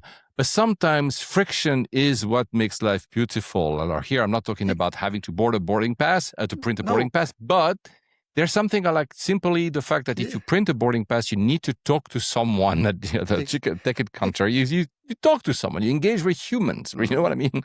No, I completely. It's like I remember first time when I was. This is when I was in Dubai. It was 2011 or something. I was passing through, and I was checking in my luggage early in the morning, and I was like, where's the check-in counter? There was none. This was way before anybody was doing. I would just put my luggage up. I weighed myself, put the tag, and I was like, have I done the tag correctly? Will I ever see this again? But it's that thing. Oh, so where it's like it used to be a case you would queue in the long queue, and then you go to the front and you say, so I have an aisle seat. Not so happy. Can you do something about it? And you would sit there and you'd be like this, please, and then the kind person behind the counter, like, oh yeah, sure, I'll move you to the window seat. I'll be like, thanks very much. That's worth a lot, right? But I get it from their point of view. Obviously, they're looking at a revenue. An airline is not exactly a gold mine of it's just a tricky business, right? Yeah. So they obviously want to maximize that stuff, and if they can save on check-in agents, they will save on check-in agents. Before we go there, because maybe you want to close the chapter on the tickets to everywhere. Do you plan to? You want to do more cities? You just mentioned Rio and Tokyo, the ones you're kind of expanding to now. But is it something? Basically, is it an open-ended project? Is it something that you might still work on in 10 years because you're busy, don't have time, and suddenly like, oh, I have to. Not other COVID, please. But maybe you have like a month, and you said, oh, it's summer now. The kids are on holidays. I can find maybe a few hours a day, so I can actually maybe look into another city. Is that something you're thinking or not? So the shift is actually, so what's happened in the meantime, so that project went sort of fully live like about a year ago, and I've done bits and pieces to it, but what's actually I've been working on is a book. So so I've been working on a book, which is basically, because in the book, when you're doing a book, you can include photographs of like loads of other cities where I don't have to worry about the number of places in that cities. I can just focus on the sort of visual storefront. So that's what I've been spending most of my time on. It's been editing this book, which is growing, and it's because again, it's just like I like print girls, and I like the fact when projects start in print, come into digital, jump out of digital into print again. I quite like these sort of weird journeys they take, and lots of the stuff I do tend to take us sort of a bit of a topsy-turvy world of. So that's been the focus recently. It's like the website will stay up, and I'll keep working on it. But again, it's just like, and there will be a moment where I go like, it would be great. I need to add another city. They will come, but it's also for me. I want to be kind of nice geographically. Basically, I want to not just go, here's the Western world. I would love to do, I would love to do like a mini one of like Moscow in the 1960s. What airlines were there? There might be Interflug. There would be, all bits and pieces. That would be really fascinating. Or there would be CAAC, the old Chinese national airline, that kind of stuff, I'm sure they had an office, or like Hong Kong is another one that would be fascinating to kind of but again, there might not be that many, but it's not always about the numbers. It's also about what do the lack of numbers tell us, right? So yeah, but running digital projects over many years is time consuming and it costs, it's like it really, because people don't, when you build it and you launch it, you don't always think through to them what's going to happen to that. It might be up for 5 years, 10 years. And that's how the world of digital sort of building stuff online, it can have a real lifeline to that. It can run for years and years and years. And they will never, and it will take a while sometimes for them to get a real foothold, and to keep them going, you need to kind of keep curating. You need to keep looking after them, and technology keeps moving on and people's habits change. So it will stay. I'll keep working on it, and, hopefully be nice to get some more submissions. So anybody knows about some cool locations I don't have, I'm all ears, I did you in the book that you're planning, that I will for sure buy when it comes out. Please let me know. I love, first of all, I love visual heavy, so especially photography books about the airline world in general. I mean, I'm sure what's his name? Greg Girard, Greg for a Day, at Greg for a Day on Instagram. I have two of his books, but the one I really keep going back to is JAL 7688 because it's a lot of photos of airlines in Japan, airports in Japan, Haneda, all from this, again, look, 7688. I hear I'm not talking to you, but I'm sure you know it. But so these kind of photo heavy books are for me are wonderful. And not only like, books you put in on your living room table and leave it there. It's really fascinating to look. So the question was, would you include also recent photos of you like showing something that has how it is today, for instance? Like, I thought about that, and I thought I would love to do something along those lines. And I also thought about doing, because obviously, your digital product, I was like, maybe, and I might do this, I might do a walking tour thing. I was like, how cool would that be if you could? It'd be very quite nerdy, but it'll be at the same time you can sort of guide, because obviously you can build this stuff online Count now. Me in.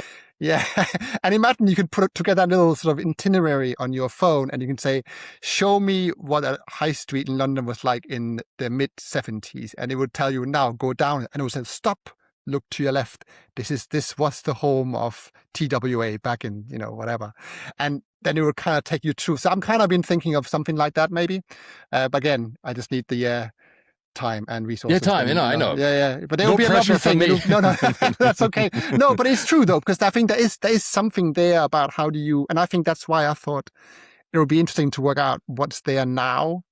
So that there is something about that idea that this shop used to sell tickets to Pakistan, and now now I'm buying something completely different in that I shop. agree. There is something, and that's I fully agree. There's something. I love walking in cities. When I go, whenever I travel, I always try to find. One day you mentioned you're Dakar. I've never been to Dakar, but I will always like for work, and then I'll say I want to save 5 hours. I'll take my camera and I'll walk randomly. What I love to see is, these, especially in cities, we can still see the past living at the same time. I'm not taking like the polished past. I'm talking about something that you have maybe not abandoned, but like buildings that haven't been yet gentrified or re-rendered or redone, and you see these contrasts. Of course, the more you go in countries that are less fortunate, like I work in Karachi in Pakistan. Well, you see clearly buildings that must have been looking amazing when they were built, and they're still there. They're still very well functioning, but you can see this, and it's not. it's not, because some people say, is that poverty porn? No. It's because I love seeing this testament of this witnessing of the past. At the same time, where does it ends up going forward? So the similar idea of what you say. By the way, I have a question on your website. This is purely selfish, guys. You have a picture of Olympic Airways in London. Where is that? Yeah. So, what's the name of the street? I have, my heart belongs to Olympic Airways. It's it's like it's a special place to me, because I was like, sorry, it goes down. I'm going to go off script now. Sorry. Because like as a kid, we used to go to Greece every summer as a kid. And that's so we would would fly Olympic Airways from Copenhagen down to Athens, or from Athens, Frankfurt, another airline. And it was just an airline with such character, right? It was. Agreed. And you land at the old Athens airport, which was right in the middle of the city. And it was and we would land and we would go. I remember once we lost our luggage, or Olympic lost our luggage, and we had to spend a whole day at the airport. And so they some kind gentleman at the airport took my dad around the airport looking for this luggage. And we just got to hang out in these old, arrivals halls. And then you would go outside, and the domestic terminal, you'd go outside, and and you would sit down and you have the most amazing lunch, and the speaker would announce flights. So thinking just finish your meal and run in and then jump on your... I remember this. I remember, as you can understand from my name, my father was Greek and I've been there, but I love it. And I've done the similar experiences flying from Geneva to Athens with Olympic, the old Olympic, not the renewed one. Of course. And the old airport, and I'm sure you know that because you're a designer like I am, and way more than I am actually, but the old airport actually, which part of it still stands today, was Aerosarinen, the same guy who did TWA terminal and I remember it was always a bit of chaos, but organized chaos, and it was of course, there was the security, whatever, can talk forever about it. But there was something, and like you said, it was near the sea, so it was in the Sanglifada. It was amazing. I'll tell you a story. I'll go back to you because I went. I'm sure you know there are still three aircrafts remaining of Olympic Air at the old airport, Ellinikon. We would call it Ellinikon in Greece. So the old airport and so they stood on the apron. So they closed off the airport and the entire area and didn't know what to do for years and years and years. And 3 aircraft stayed there. So the new airport built, and they had no plans. They had ideas and no plans for rejuvenation. And like a silly, stupid person, I never tried to go and take a picture of them because, always busy. I go to Athens 2 days, I have work, and then whatever. And then I learned a few years ago, there's this company, the redevelopment company, that's going to make one of these things you see in all the cities, like a massive redevelopment with towers and condos and stores or whatever. The one thing I will give them is that they are keeping the Aerosarinen terminal and going to keep it there. So that's nice. So part of the heritage of the area. But I was like, where are the 3 planes? What are they going to do? So there's one 727 that has been put in a new home. So next to a street, I'll send you the coordinates if you want separately, Christian. But next to a street, this one, there's a local, I wouldn't call it a charity, an NGO, whatever, like a group, an association of av geeks that has put it, repainted it, repolished it, and it sits enclosed. You can actually go under it because it's a park basically. So the gates are open during the day. You can watch it. You can not enter it, but at least this one has been preserved. It was called Mount Olympus. So it's a 727. And then they were, the one I really wanted to see, they were a 737 and a 747. And the 747 is the second they ever got Olympic. Is that the 200, isn't it? I think. Yeah, it's a 200, exactly. It's 72, 73, I can't remember. It's still next to the Aerosarinen building. It's still there. So I was, especially with my 35 millimeters Leica M, I couldn't really I took pictures over a fence because now everything is fenced off because they're building this redevelopment. So there are rumors that they will do something with it. But then for I need 30 minutes because I'm a nerd. I was like, where's the third one? Where's the third? And I couldn't find, I was walking wherever it was allowed. At some point, I even entered a place I'm not supposed I was allowed, but there was not a lot of guards. And I speak Greek, so if somebody should be, I would probably get away with it.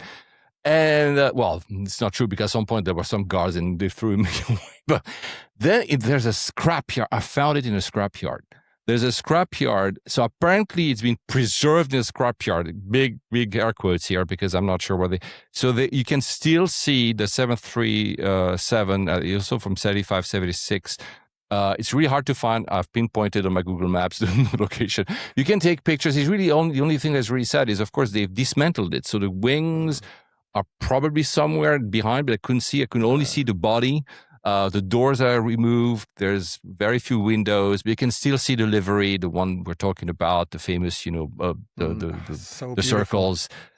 So you can still find them, and I will one day try to reach out to the and then we'll go back to you, Christian, to reach out to the head of this association who took care of the first one I mentioned, the 727. I'd like to interview him because they did a great job. I believe is Cypriot. And I believe his company owned, one of these lesser company, and that he decided to keep it and to keep the original or livery and everything and to repaint it that way. And of course, you know how it is. I mean, I know it is because I'm Greek. The two others, I think there's a web of who owns what in the air. They're not sure who has, That sounds very Greek. That sounds very right, Greek. Exactly. Yeah. So probably is another Cypriot, shell company for tax reasons. But yeah, so we'll see. But anyway, so I know where the three are. Next time you're in Athens, I'll tell you if you want to take a look. It's really, really nice. So yeah, but Olympic. For me, I'm happy that you say that because for me, obviously, having been like you in Greece every year, but not only we will also drive with my father because we would stay for long times, but of course I would have a special relationship with it because I'm Greek as well.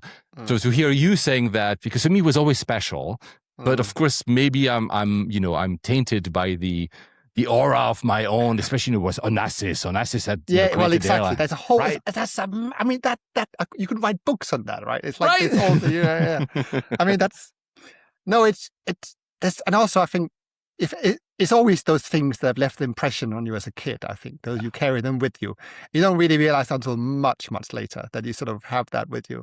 And I just think like now when I was working on the magazine, I kept thinking I will want to do something on Olympic at one point. I want to do something. I don't know what it will be because it's a rich subject. Greek aviation in itself, which is like the islands, the connecting, all that stuff. And I just remember as a kid, I'd have this sort of memory of standing, literally outside the old airport, watching this 747-200 take off from New York, and there was some moment of awe for everybody there. It was just me, and I must have been like 12, 13, and then there was these other, and everybody was just like, this was a big deal, Yes. And then it got into the sky, it's like the day was blessed almost, and then off it went, and then on, and then Olympic, I think they ended up flying A340, 300s, I think was there. I'm pretty sure. They also flew to Sydney, at some point. This is like crazy stuff, It's like, yeah. It was probably also an era where they were less concerned about revenue. But yeah, I fully agree that. Going back to the maps, so some of the maps you look at them, you're like, how does this airline end up in the other part of the world? Nowadays, it feels more logic, right? Yeah, but at the same time, exactly. I mean, it's like you'd go like, okay, how come you're not flying there anymore? Like for instance, like if you look at Sydney, Sydney's a great example. It's like, so from. Obviously, things will change soon, but at the moment, it's like, if you're going to go from London to Sydney, you can go in different ways. But, historically speaking, you'd be going like, you got British Airways or Boeing, and now you go via Singapore, and then you go onwards.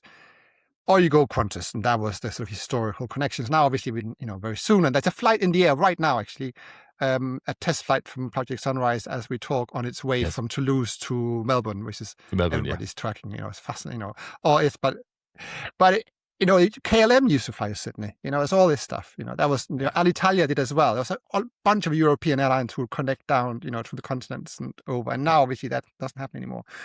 But sometimes, sorry to interrupt again. Sometimes, I used the other place I use. Long-term listeners will know because I sometimes repeat that. I used to live briefly in Manila, in the Philippines. And when you look at how many airlines were landing in the Philippines in the 50s and the 60s. When it was after the war, the Second World War, it was considered as one of the richest countries in Southeast Asia. And you look, when I lived, for me, was the end of the 2000s. And I mean, KLM was the last one standing. I met the head of Lufthansa in Swiss, the country representative. I'm like, he basically told me, I'm going to paraphrase, that because of the state of the airport, they couldn't land anymore because it was really bad. When Terminal 1 was the only thing remaining, now it's a bit better. But it's also sometimes the ebb and flow of the economic situation, of the realities of the world that push. Maybe some airlines wish they could stay. They say, no, actually, Lufthansa still has, you might know, be aware of that because you're also nav geek. They still have like a Lufthansa Technic. They still have like a hangar for repairs in Manila. But that's the only time you're going to see a Lufthansa or a Swiss or Austrian landing there. You know, British Airways, I think they put their A380s there for overhaul. You know, it's just, But it's like, and also it's like Philippine Airlines doesn't fly. They used to fly into Heathrow. Now they don't anymore. No, they don't. Garuda International. Garuda as well. Garuda stopped. I did Jakarta. I did London, Jakarta, London. The very long flight, 16 hours. Amazing. And they stopped. It was recently, 10 years ago, maybe 2017. And I don't know, but they stopped. So I don't know. Yeah, sometimes it's. I mean, maybe also Heathrow is Heathrow has this kind of. And I don't want to, because we have a worldwide listeners, so we only keep up with Heathrow. They'll be like, whatever, guys. But Heathrow has this thing where everybody wants to fly to Heathrow, but it's also very expensive to fly to Heathrow. So sometimes, especially the landing rights, as you know, it's always a war. Who has the landing rights? And, they sell to each other.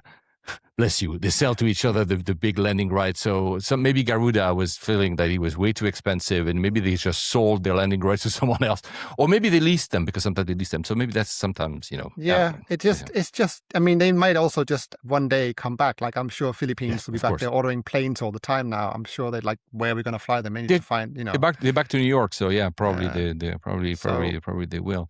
But let's talk a little bit about the physicality, because you mentioned a lot, of course, the timetables and the route maps that are included as well in your website tickets to everywhere. But you also, especially on your Instagram and in your magazine, your newspapers, as you call them, more appropriately, you also look at the visuals of the logo themselves, the branding of those airlines. And when I say physicality, is because we mentioned the stores, but it felt, to me as a kid, maybe it's just nostalgia here talking, but maybe you have a different point of view.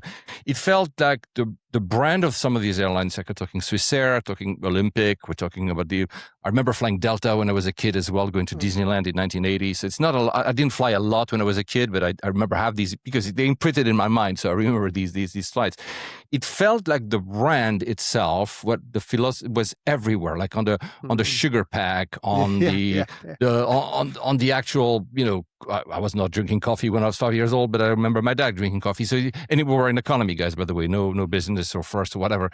There was a physicality of the brand and the physicality of the presence of the logo that was everywhere. Nowadays, when people talk about logos with airlines, they usually think about the tail and the website and maybe on Instagram. It's all being flattened. That's maybe another discussion. But so do you think, first, do you agree with me? And do you think also we lost a little bit? Yeah, go ahead. You would look at the seat belt buckle is another one where you would often see that.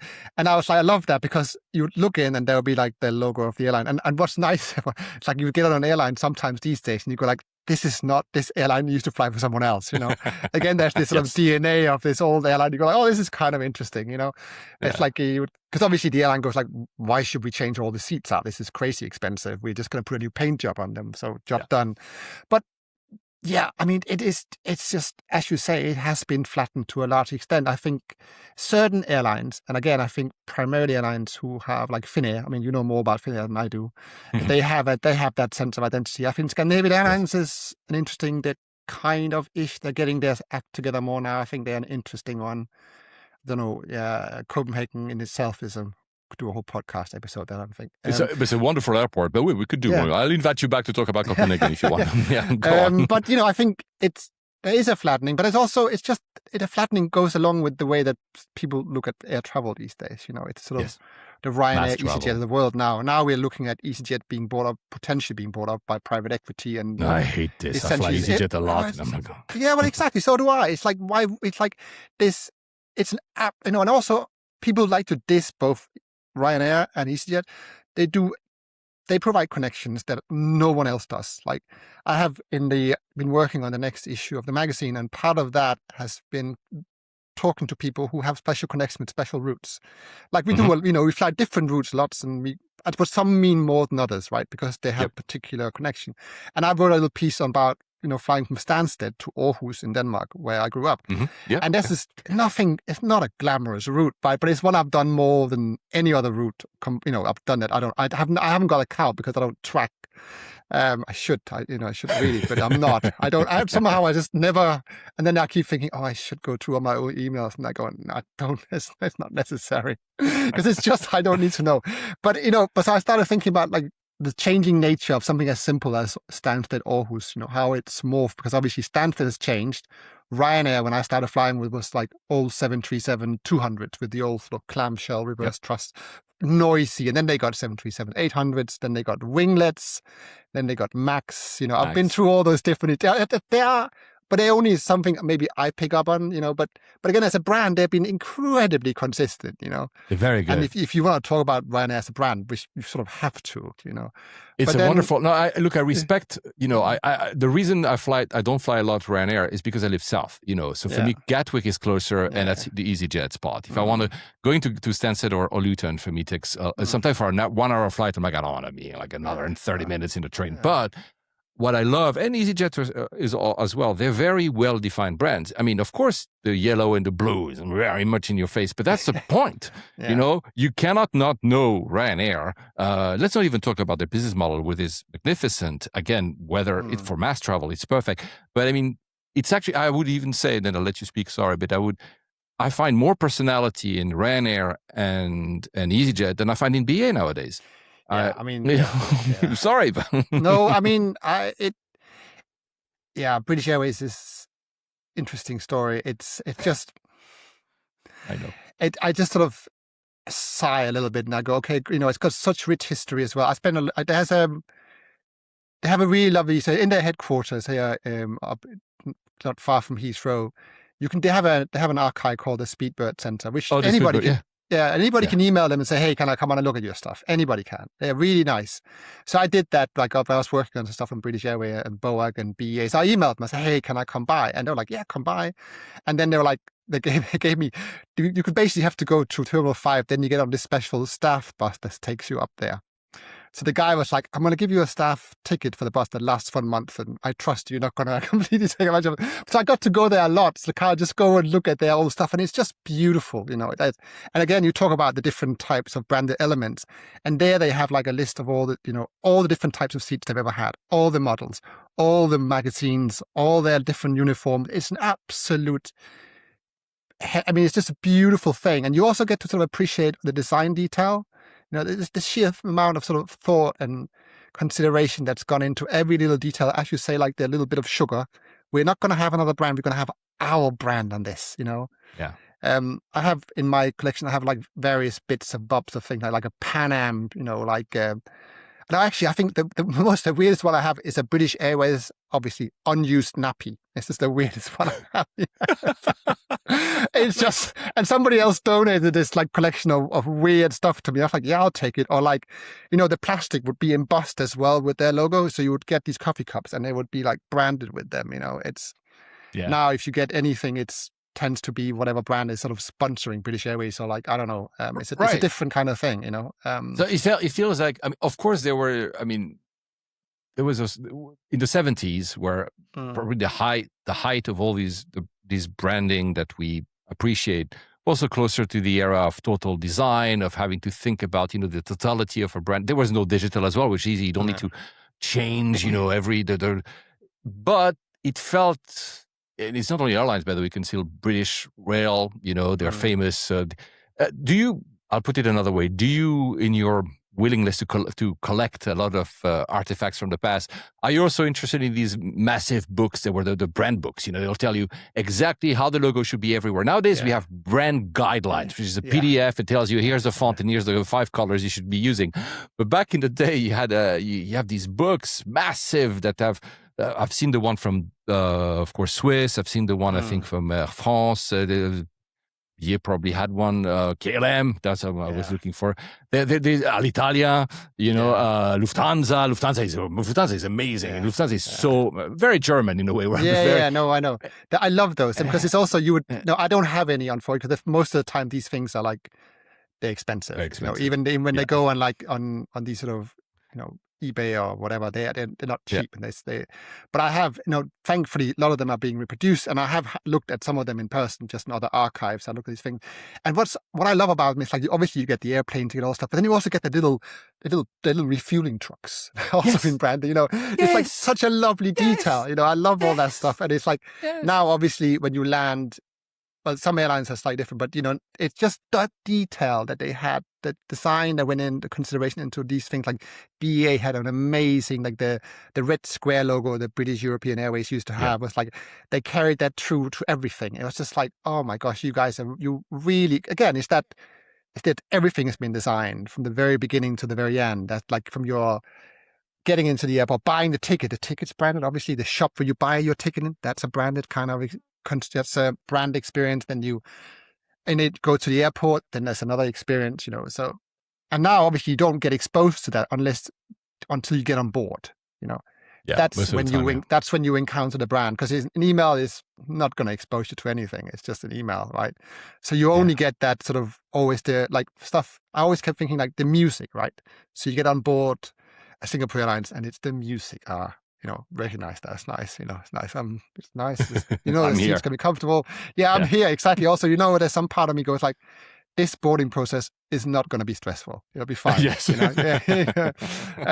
So whereas like other airlines, you go, oh gosh, this is going to be a little bit, So there's something like that, like, when the branding is not just like, oh, we have our logo on something, but it's like a considered element like the music or something like that, Or I think that's, or the way that you look at some of the the uniforms as well. Like there's some beautiful stuff. I mean, obviously, Air France, the design. Right. Agreed. Everybody and anyone who's ever been has been, worked for Air France, in terms of whether it's, uniforms, shops, airline liveries, you name it, often the same people. This is the other thing. Often, sometimes you will be there was some guy, I forget the name now, of who did some of the shops for Air France in the 70s, and he also designed the interior of Concorde. So again, it's the same DNA, the same guy who's gone through different meetings. So he's been like, this is how we're going to do the office in New York, and this is how we're going to do Concorde. So you obviously you are going to bring all that expertise along the way, right? And you're going to make sure that the people who are there feel comfortable here as well. And it's beautiful. It's a beautiful thing. Including you said you also the catering trucks and also I remember as a kid the trays. The trays themselves were branded. Now it's like could be a random tray again, unless you're maybe in business class in a posh airline, fine. But it's so I mean, of course, it's like the pressure of making money, but there was. There was probably a totality in the system thinking. This was an entire system and a DNA of a brand and how the aura would. But on the logo themselves, what's your take? Because the logos themselves were also very well. If you look at how a logo was developed in the 60s, or even the 50s, actually, because we're talking just past war. I mean, you can go back to Bauhaus, but let's stay into branding. The logos themselves felt to be very well thought. I mean, and nowadays it seems. Some logos seems, let's have MS Paint. I'm kidding. I'm obviously being sarcastic, but there's less thought being put. The exception being maybe Tyler Brûlé with Swiss, which was, it kind of kept, but maybe it's because Swiss is so easy because, it's the flag itself is so easy to work with. But so do you think the care into making a logo or making a brand, because the logo is just a representation, one of the representations of the brand, is it still here? And I know it's a very generic question, but yeah. It's yes and no. I think there's not like a. So I was at Farnborough on Monday to look at airplanes. Basically, it's like they gave me press credentials this year, so I felt like this is it was nice. It's like this is quite nice, like sort of. So, but it's a funny place to go to because you have access, but you have no access at the same time because it's a very closed world. It's like invitation only chalets kind of thing. But I went to look at. By randomly, I walked into some kind of press conference thing for these were like showing this called Vertical Aerospace. They do vertical takeoff, like electric aircraft. It's a new British manufacturer. And of course, everybody had wearing vertical T-shirts. And I was just looking at this prototype aircraft and looking at the logo going like, that's a beautiful bird logo. I was like, that's really nice. I was like, somebody in there, somewhere in that company knows their airline history, knows that it's fine. It's just the iteration of another bird, but it's beautiful. And then because this airplane that we're looking at was designated for operating in Scotland for Royal Mail, they had a tartan pattern on the winglet. Oh, nice. And I was like, that Clever. is really beautiful. That was a Loganair. So it's Loganair, the Loganair aircraft, sorry. And I was like, that is a beautiful thing. I was like, I'm sold. This is the kind of detail I really care for. Like when Same. the thoughtfulness of the design is not just like, oh, we're going to do something a bit generic, but we're going to think it through. We're going to apply a pattern. That pattern's going to mean something. It's a bit like when British Airways went all out in the late 90s with their Olympia, their product where they rebranded with different tail fins. A tail fin, yeah. Yeah. Controversial. Project Utopia, right? I think it was. Yeah. Controversial for sure.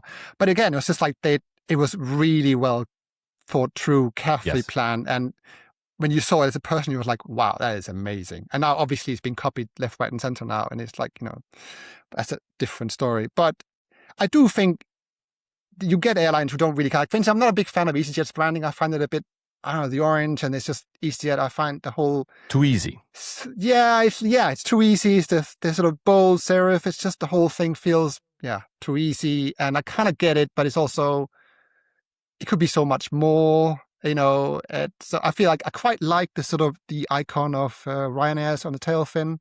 Mm-hmm. It's quite nice, but again, I might be the only person. But so you do, it's like, again, something like British Airways current liveries. It's fine. I'm not offended. It's fine, And then you see some where they sort of evolve, like Korean Airlines has evolved, and you see the old one, you see the new one, and you go, I get it. I get where they're going with it. I understand, but I don't know. I'm not, I remember when sometimes it could be as well that there are actually designers that care, or consultants, because sometimes maybe it's external consultants. But then when it gets mingled into, these mass corporations, when they have multiple layers of decision makers, then maybe something will look really cool, and then it's blendified over time because people don't want to take risk over their asses and everything. And then maybe I don't know, here I'm just speculation, maybe originally what came out for a potential livery in branding for Korean, the new Korean, was maybe much better. And over time, especially I've lived and worked in Japan. Korea is similar.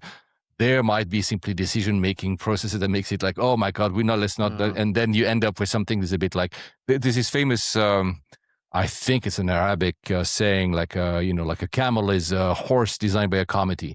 It's a bit similar here. So maybe the livery could have been amazing, and it's okay. Like you said, you're not offended, but you're not impressed either. I'm not offended. Exactly. And it's just like, and then I'm always like encouraged when I see airlines that people tend to get really like, either they love it or they hate it. I'm like, great, somebody's done a good job. Like Condor, everybody's very black and white about that one. Amazing. I'm like, I'm sold completely. I'm like, this is a towel by the sea in Greece. You have won me over. I can't wait, kind of thing. It's just so good, I think, Yeah. For those who don't, for those who don't remember, to put context for those who listen, especially for those who don't live in New York, Condor has put these basically stripes on their liveries, and there are multiple colors. Sometimes, I mean, when I say not mixed colors, on one livery will be yellow stripes, one other will be pinks. So it is amazing. Like you say, it's divisive. But also maybe here in that case, and that could be the case for Virgin when they arrive, they're the contender. They're not, they're not the big one. They're the guy who say, okay, I need to stand out, but they make a bold decision, and I love it as well. I agree with you. Yeah. And I think it's just, exactly. And he stands out, and you're like, I'll stand and watch them land. I'm like, this is just a beautiful thing. And like, there's always these sort of stories of that. And I'm a sucker for like airlines that have a real rich history, like Kuwait. I mean, I'm not a fan. Again, I love the old Kuwait Airways livery. I thought that was a beautiful, beautiful thing. The new one, I just go, no, thank you. It's like, it's such a shame, I think. I do like the fact that they paint the name of their countries on the underneath of the plane. I think that's a lovely addition. I think, Emirates, I can't remember who started doing that, but now everybody does it, which is great. Do you like airlines who do, because, I'll put it a different way. They're right now in the past 10 years, in the next 10, we'll have a lot of the 80, 90, 100 anniversaries. So they do the special liveries, right? So I was very disappointed. I don't know if you've seen it, when I've seen the American Airlines 100-year anniversary because I thought it was kind of very uninspired, very kind of bland compared to. Because we were talking about logo, when you think about that AA logo from Vignelli, is so amazing. Yeah, I know, You're like, where do you go with it? So sometimes to escape this, that was my question. To escape this, the easy way to celebrate is do a retro livery, right? So Cathay Pacific has done, so. Do you like these retro liveries? Do you think it's a bit of a cop out? No, they are nice. They are nice, but it's like it's beautiful, and they like the variety. Bring something interesting in. It's the same plane, but again, on the inside, everything will be the same, right? Yeah. It's like it's not going to change. 100%. It's like when I remember when they did it when they painted one of the old 747 when British Airways repainted their into the old bullet collar. Everybody was up. God, this is amazing. But if you knew what they were like at that time, now it's just like I'm like, okay, sure, maybe you're flying even the old business class, all that stuff. It was beautiful on the outside, but inside nothing's changed, right? I mean, it looked fantastic for sure, and it was such a contrast. Unfortunately, very short lived because obviously COVID killed that entire fleet overnight. But so I do like them. I don't get me wrong; they are some are more successful than others, I think, and some. Everybody seems to love new Lufthansa. I'm not so sure, but that's really, I don't know why. Something I like it. I like it. I want to like it more. But other things like I should like this more. And fine. I've only seen it on the maybe in a sea of meh. This is standing out a bit more and it's a bit more daring. That's how I thought. And I didn't realize at first as well, which is not useful, but if you fly over one of these liveries, you see the crane, which is like, nice. You cannot realize that from the ground up. So, but maybe it's just because, everybody else's anniversary liveries are like, okay, fine. Fine. Because I like Lufthansa does a nice. They did I think they still have an A321 with the retro livery on the old Lufthansa one. I think it's still flying around. But I think the other thing to say is I've only seen the A320 coming into Heathrow with the retro. I haven't seen the big jumbos or the A380. I haven't seen them. So maybe again, I'm you know what I mean? It's like I'm like these sort of armchair judges. I'm sitting, in front of my laptop judging a YouTube video, going like, I like that one, but not that one. Same. I'm not the one actually doing the decision. No, same. I agree with you. That's what we do. Maybe it's nice. It creates a conversation as well. I mean, this is what at least if they're doing it. It's. But I agree with the interior. I remember flying in one of the retro liveries from Qatar Airways, so they had just the line, and I didn't realize it went in retro livery until I left the aircraft because inside it was. I mean, Qatar Airways is very nice inside, but I was like, okay, so they're sometimes a bit, for the other people and for the marketing campaign itself, but not for the actual people flying in that aircraft. So it's just a little thing. They could do something like, hey, you get a little something special to take away, or just something that people could hold on to. So do you have a current do you have a brands or logos or visuals that, because I know what you publish is looking at the past. Do you have currently ones that you kind of relate to or appreciate or maybe even love? It's a shifting landscape, because it really is. Because it's like I find myself like I sort of drift back and forth between things. I have an enduring kind of likeness for Eva Air. Again, I just think there's something about Eva Air. I think it's just something really nice. I like the green on it, and I don't mind the new livery too much. It's okay. Mm-hmm. Also, because I've taken one of my favorite photographs of an Eva airplane landing. So there's something, sometimes things line up really nicely. You become sort of attached to it,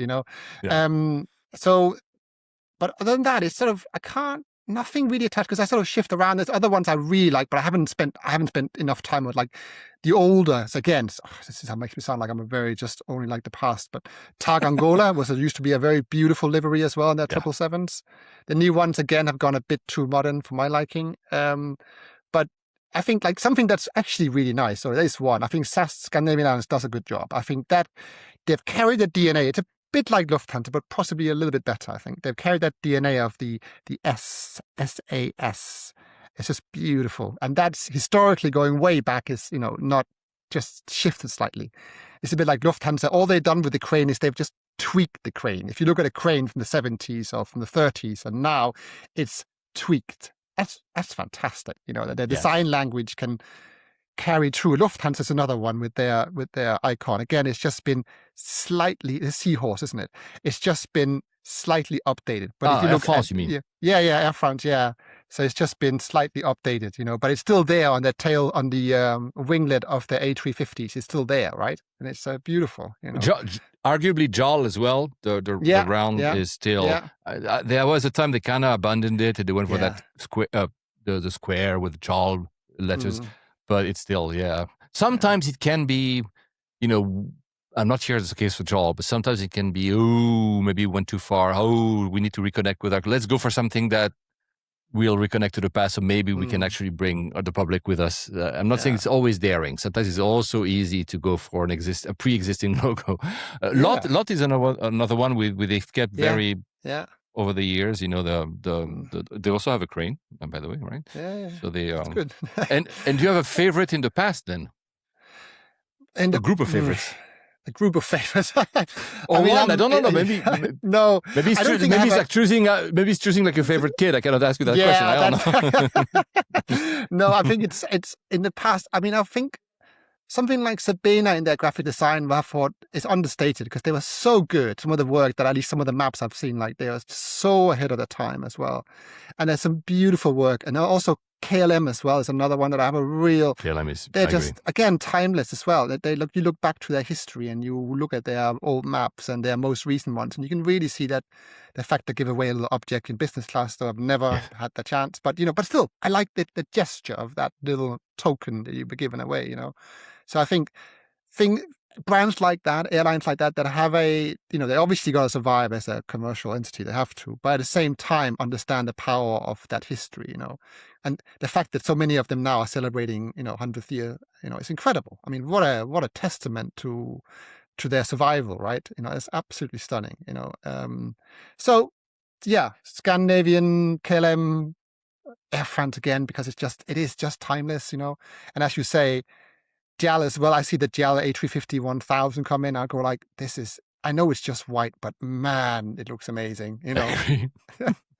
So certain airlines, when I see them white, I say, this is just Euro white. It's lack of, they don't want to do anything. And certain airlines is white. Like even I'm biased, but in Swiss, I remember when Tyler Brûlé, the designer, is a publisher, whatever, when he came up with the new Swiss, when basically Swiss Air died, and I remember because I was living in Switzerland, so I remember it was a big deal, and he was paid a lot of money, and people were kind of, he just used the actual Swiss logo from our flag, which was the case before actually, and he made it square instead of this thrust idea of the previous design. But the point is, over time, I'm like, this is very Swiss. I kind of, people associate maybe Swiss, or maybe it's just me because I'm biased, right? So sometimes white works.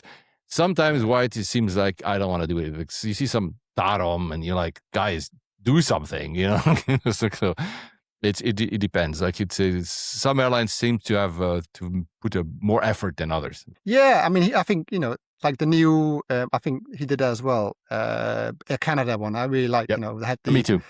It's like I still see what I call the toothpaste livery come in. The sort of the almost is sort of, and you see them together. You go, okay, there's but that's the other thing. Like some airlines are really quick in terms of like, we got a new thing, and they roll it out really quickly. Others, it takes 15 years, right? It's just just the way these things work. So it's kind of it's not always like, we're gonna get some new stuff, because the sheer amount, the sheer scale at which they operate means it's going to take months or years before the new work sees light of day, because we can't move any faster than that. It's a difference. It's not like, we are going to update the app and everybody knows we got a new logo. It doesn't work like that. It doesn't work like that. No. Yeah. No, I agree. I mean, this is why I always say, no matter, there are criticism, but I highly respect what Emirates has done, because it's a very, very consistent branding philosophy in the entire product line, which is from the lounges to the ticket office to the airport physical presence at various airports in the world. And they don't control how they control Dubai, but they don't control how they can actually make something at Heathrow or New York, whatever. So this cohesiveness is very impressive. It's then I'm not a fan of the interior, etc., because I find it's a bit too tacky, but I will appreciate. I say, you know what? It's impressive how everybody can recognize the Emirates logo. Of course, it's on football jerseys and publicity. But it's very Qatar has done similarly a very impressive jobs. Of course, they have the money, guys. I know, but it's impressive that the cohesiveness of the actual, not only of the experience of the brand, but actual simply. It feels like a lot of the flights I've done, and I've flown a lot with Emirates, are very similar. I know what to expect. It's like, some airlines sometimes is amazing, and then I'm like, what's happened? So it's I mean, I've had that. It's like you had great experience going out with one airline, and then you come back with the same, expecting the same, and it's like total night and day. And you go like, what happened here? What? This is just like, it happens. So do you think? I know don't take it the wrong way, but I have to say, do you think that because part of what we're talking here is nostalgia. So do you think, because we have not experienced these flights when in the 60s, we were not born. No. So do you think nostalgia has erased a bit what it could have been like maybe a so-so experience for some, but you just said maybe some airlines could have been better than we thought, and some airlines were worse than we thought, or what? Yeah. Absolutely. I think also totally. And also I think a lot of it is just like, we're projecting things onto the past, right? Yeah. And it's like this interesting, like, so, and I think a reality check for that is to look at what the ticket prices were like. Yes. Just look that up. And I did some, because, they were often publicized. So you get these sort of very difficult, these are tables of like, okay, so I want to fly with BOAC to Sydney. How much is it going to cost me? And so they will give you this sort of breakdown on this table. And it's like, tens of thousands of pounds, right? Back then, there was like basically an enormous amount of money. And so there was only, I said, there was a golden age of flying. You had to pay in gold kind of thing. It's just not just, it was very, very expensive. And it was only for the very few who could afford that. So now it is vastly, I'm not going to say it's in ultra accessible, it's vastly more accessible. It's still, now prices are going up, etc. But it is still, so much more accessible than it, ever been. But there's still like massive chunks of the world who haven't been on an airplane, and that's still to come, We tend to forget that because we live in Western countries that have, we had access to this type of flying earlier simply because the economies were better. It's true. Yeah, it's true that a lot of people, when I was living in the Philippines, you realize that basically most of the people never flown in their lives. They're looking at you like, or you're already some kind of alien for doing so. Yeah. So opposite question now, because I talked about how it could be the past. What's your, we got a little bit of your thought process behind it throughout the past 2 hours, but how do you judge the current state of both flying and or the visuals around it? Is it something... because there's a paradox. You just said, well, it opened up the flight to a lot of us because it's cheaper. I don't think I would be able to fly as much if it was back at the price of the 60s.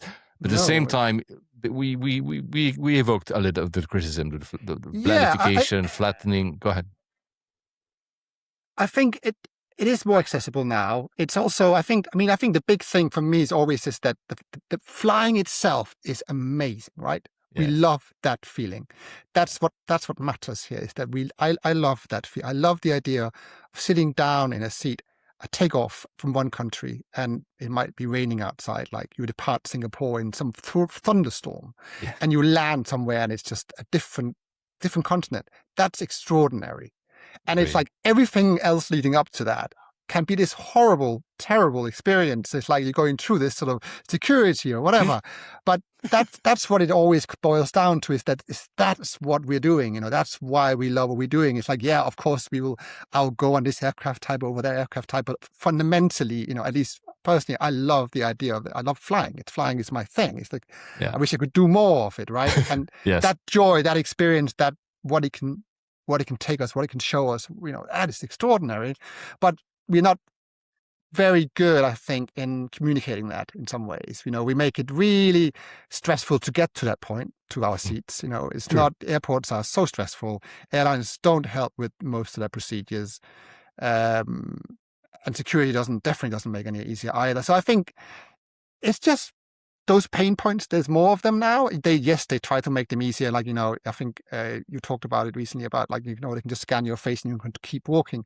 So hopefully maybe we're at a point in time right now where it's like maximum pain, and then maybe going forward with the technology, the way it's increasing, it's just gonna get better again. Easier. But then you look at like, if you have the wrong passport type and you arrive into either a European airport now from the UK, good luck, right? It's like, you might be lucky, or you'll be waiting an hour and a half. And again, that whole journey is then that's what you're going to remember. You're not going to remember the beautiful flight you have or the amazing landing you have. You're going to remember being stuck in a passport queue for an hour and a half, So the same could be said about actually people who do not have an easy passport in general.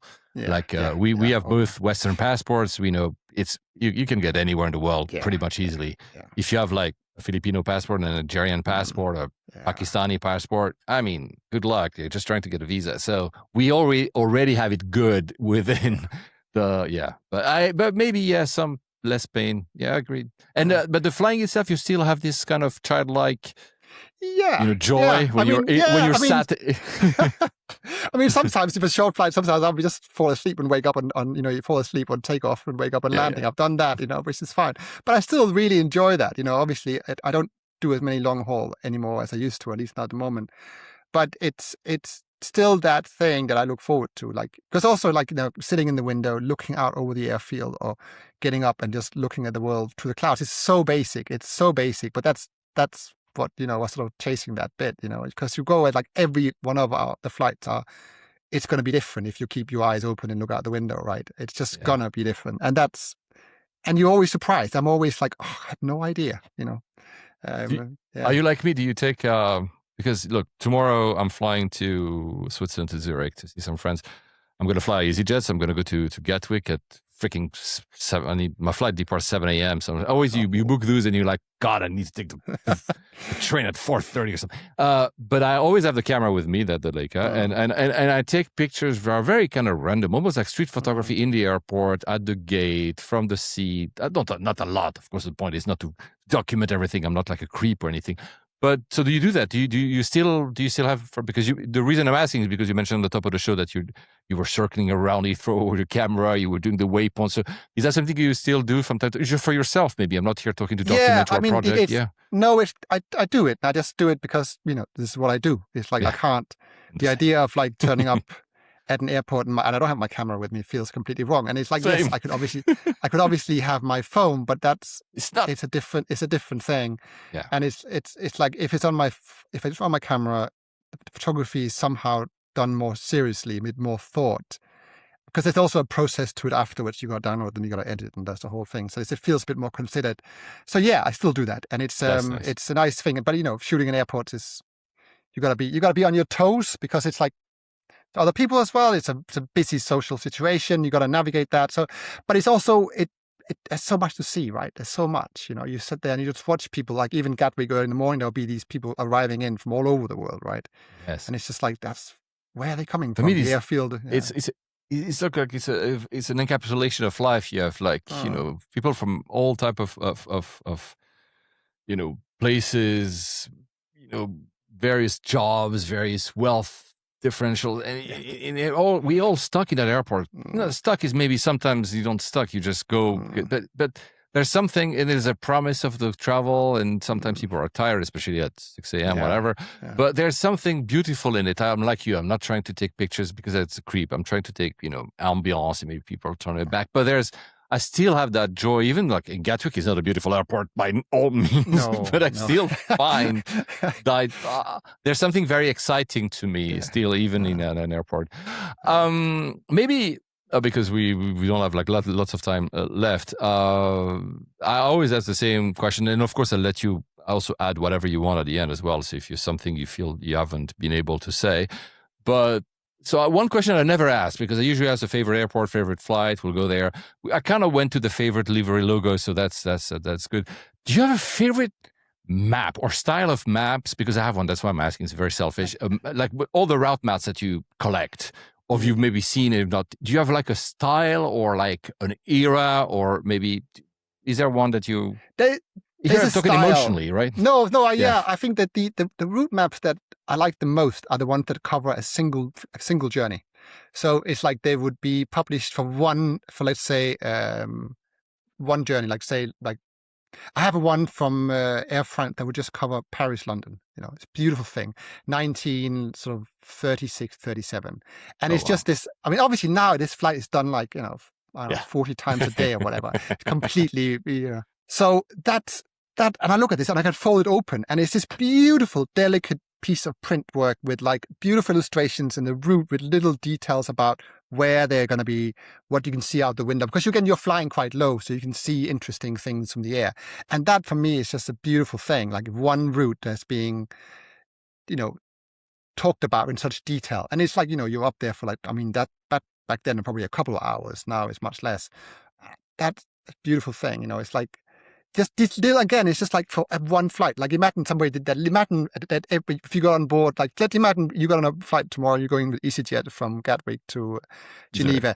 On your seat, there's a little map that tells you about that route. That would be amazing, right? I would love it. Yeah, exactly. That would be like a little thing. Yeah, exactly. The little thing that somebody has sat down and said, "This is what it's going to be like today," and this is what you might see out your window. That would be amazing. But I would love it. This is why we kind of translate this into using tools like Flighty and other type of tracking, because it gives you like this visualization of what you've done. By the way, you don't have to answer because I don't know if it was a teaser. A few weeks ago on your Instagram stories, not on your Instagram, which by the way, guys, I'll put the link, of course, in the show notes so you can follow Christian and all these other web online presence.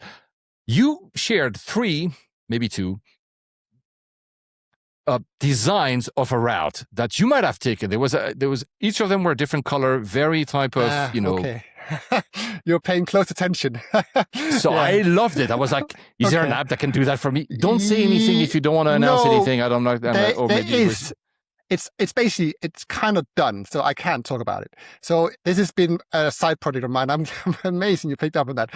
So basically, I've been working for the last probably 6 months on and off on this little side project. The idea, again, is that single route map we just discussed, because I think having a printed object of some nature or some token that shows that this is a flight I've taken. So I've been building this. No way. It's a website you can go to. You can say, I'm going from this place. I'm going from London to New York. I did it, let's say, a couple of days ago. So you put your date in. And what it then does, it pulls out the actual route, the flight you've done. And it creates a static map. So a map, and you can choose your style. And then at the bottom, it says you can either give you a little JPEG you can put online or a little animation, it's possible.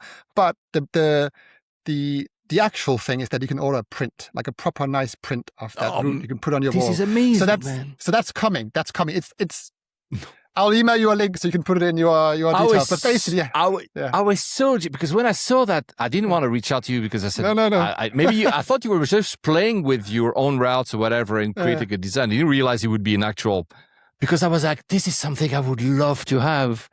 And now you're telling me it's actually going to exist. I'm so happy. So yeah, if you want, this episode will be, we're recording this for those who love that on July the 23rd, but because I'm leaving tomorrow, this is going to be by the end of July. Being released. If by that time you want to send me the link, I'll be happy to put it. Otherwise, I can add it later on as well. Yeah, no, it's amazing. I mean, it should be. I mean, basically, it is. It's amazing. The only thing that I'm missing at the moment is I'm working out some stuff about shipping and that kind of thing. So the project is basically kind of done. I mean, it's never done, but it's like, again, it's the idea is just to create this. I want to be able to go on a flight and go like, I'm just going to forget about it.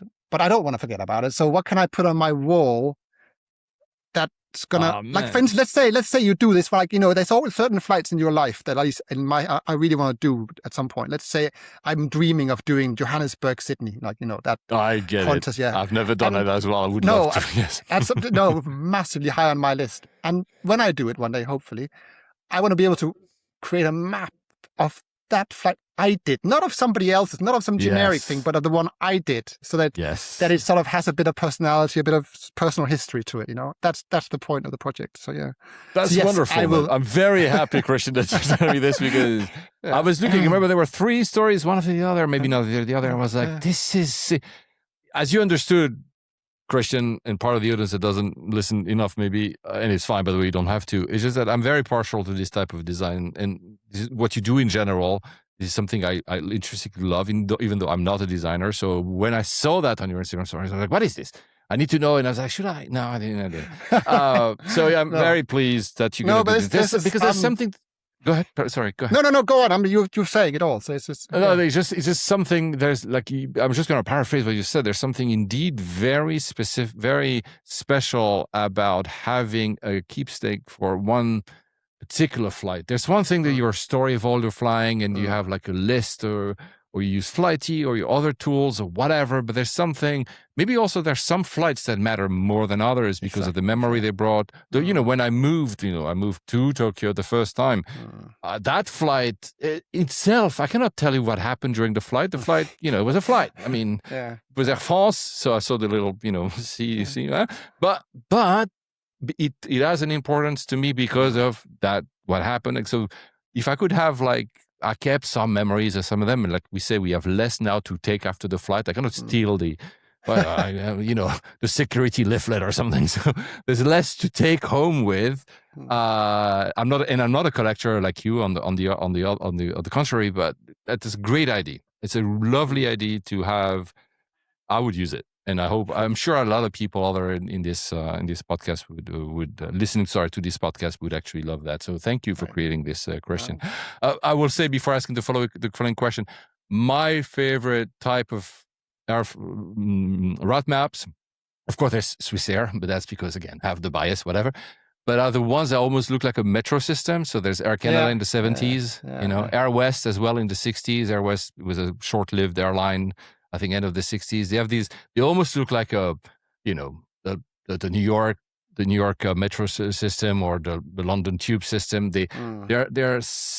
They're not completely, of course, at scale, the real scale of the world or the region they represent, but there's something really that I adore. Swiss also was because it was... Yeah, it's like sort of diagrammatic ones. No, I know exactly. Yeah, I know exactly what you mean. It's like where there's no geography, there's no continents, there's just these connections between places. No, they're beautiful, and they're quite, because they abstract the sort of network away, and they just go like, I think might have been Pan Am did a similar version where they would then put it up into the sky, and it's this beautiful thing like floating in the sky. I'm like, wow, this is amazing. So yeah, no, they are beautiful. Yeah. The one that and then I'll move on because we need to close it. I'll let you go at some point. You're on holidays in Wales with your kids. I mean, you're working actually. Like we said, it's a Thursday. Delta, as I said earlier, when I was a kid, I flew Delta in the US, short, just maybe 1 or 2 flights. But I remember also the Delta from, I think that was the 80s. They're like these red lines, like Swiss, like very thick lines showing the network. This is also something that basically I like maps with this type of personality. I like diagrammatic, as you said, but like kind of very, modernist type of. Anyway, maybe some other people prefer others. So now the usual questions that do you have a favorite airport or favorites? The answer is going to be somewhat obvious by now, hopefully. I think so, but I'm still going to let you tell it. No, I mean, the thing is, it depends. As a pure aviation experience, I think something like Hong Kong is probably still on my top, because you go in and you stand and you can see 2 runways in active operation. You can see them land and take off. That's a beautiful thing. So from that kind of experience, also designed by a guy who loves flying. So there's a whole thing there. But as an ongoing obsession, political geopolitics, Heathrow is always going to be special to me for all kinds of reasons that hopefully by now people would kind of understand, So there's, and it's like tomorrow you're going to be arriving at Gatwick and you're going to be walking around going like, I want to see some planes, and you can't, because there's like you can't. You just can't, You're like if you seem like you're underground you're not, but that's how it looks. Yeah, I agree. Yeah. So, Heathrow for me is that kind of place. But if I just want to enjoy the planes, then I have to go somewhere else altogether, Do you have a favorite terminal at Heathrow? Is there one that... I mean, I haven't been... 3 is a nightmare, generally speaking. 4 is a weird one because it's sort of anomaly. Yeah, it's a really funny terminal. underused kind of, and then some odd airlines in there. So I would say, and it's got this weird sort of spectator bit you can go up to. It's like a sort of a glass bubble. You go up these stairs, and because Air France flies from there, I think. Yes, yeah, they do. And you go up there and you stand there, and it's like you can't really take photographs because everything's reflective, and it's a bit annoying and whatnot, But it's really odd, Yeah. Oh yeah, Qatar departs from. Yeah, from that's Port, what. So we the hodgepodge for those who don't live in Yeah. London or haven't not been to Heathrow. There's a hodgepodge of like Qatar, Etihad, and Air France, and it's kind of weird. It's not really a Sky Team. It's like because Virgin is at T3, so it's like actually during COVID they were all. T4 was closed, so they were at T3, and it was anyway. It's weird, yeah. At some point, we'll have a new terminal, man. I don't know where it's going to happen. Yeah, well, that's that. That we can do another issue on, if another podcast. What are you? On that. Were you brief thought before I ask you the next? You said Hong Kong. Have you ever done? Because I've not. Did you do when you were younger the Kai Tak, the older? Never done. Never done the old one. Unfortunately, no. Same. Missed out. Yeah. Again, Greg Girard, on Instagram. I'm pretty sure you follow him as well. Greg for a day. As every 2 days, you'll see a picture of Kai Tak in his Instagram. There's this amazing photography because we were talking about photography. And so all this, I didn't ask you the most obvious question at the start because it's clear you love flying. It's clear you love the history of aviation. It's clear you have a passion for it and a lot of knowledge. But before I ask you what's your favorite flight, what was the trigger? Was it because you flew when you were young, like you said, the experience you had maybe at Ellinikon, or maybe you don't remember, maybe you just always loved being in an aircraft? Is there like a trigger point? There isn't it? No, and I've been thinking about it a little bit because I've been thinking like, where did it all kind of start from? Because it's not like, it just came, it was just been a thing all the time. Because as a kid, I loved trains. I wasn't that into planes, so it came later. I know. A good train journey is always nice. But I think I was always into it, but it hasn't taken over my life until like within the last sort of 10, 15 years. That's when it's really gone all a bit full on, and I've also because I've just allowed it to be. I think I've somehow thought for a long time, I thought this is a bit of a weird obsession. I probably ought to stay a bit quiet about this. Is not socially acceptable to be as obsessive about stuff as I am.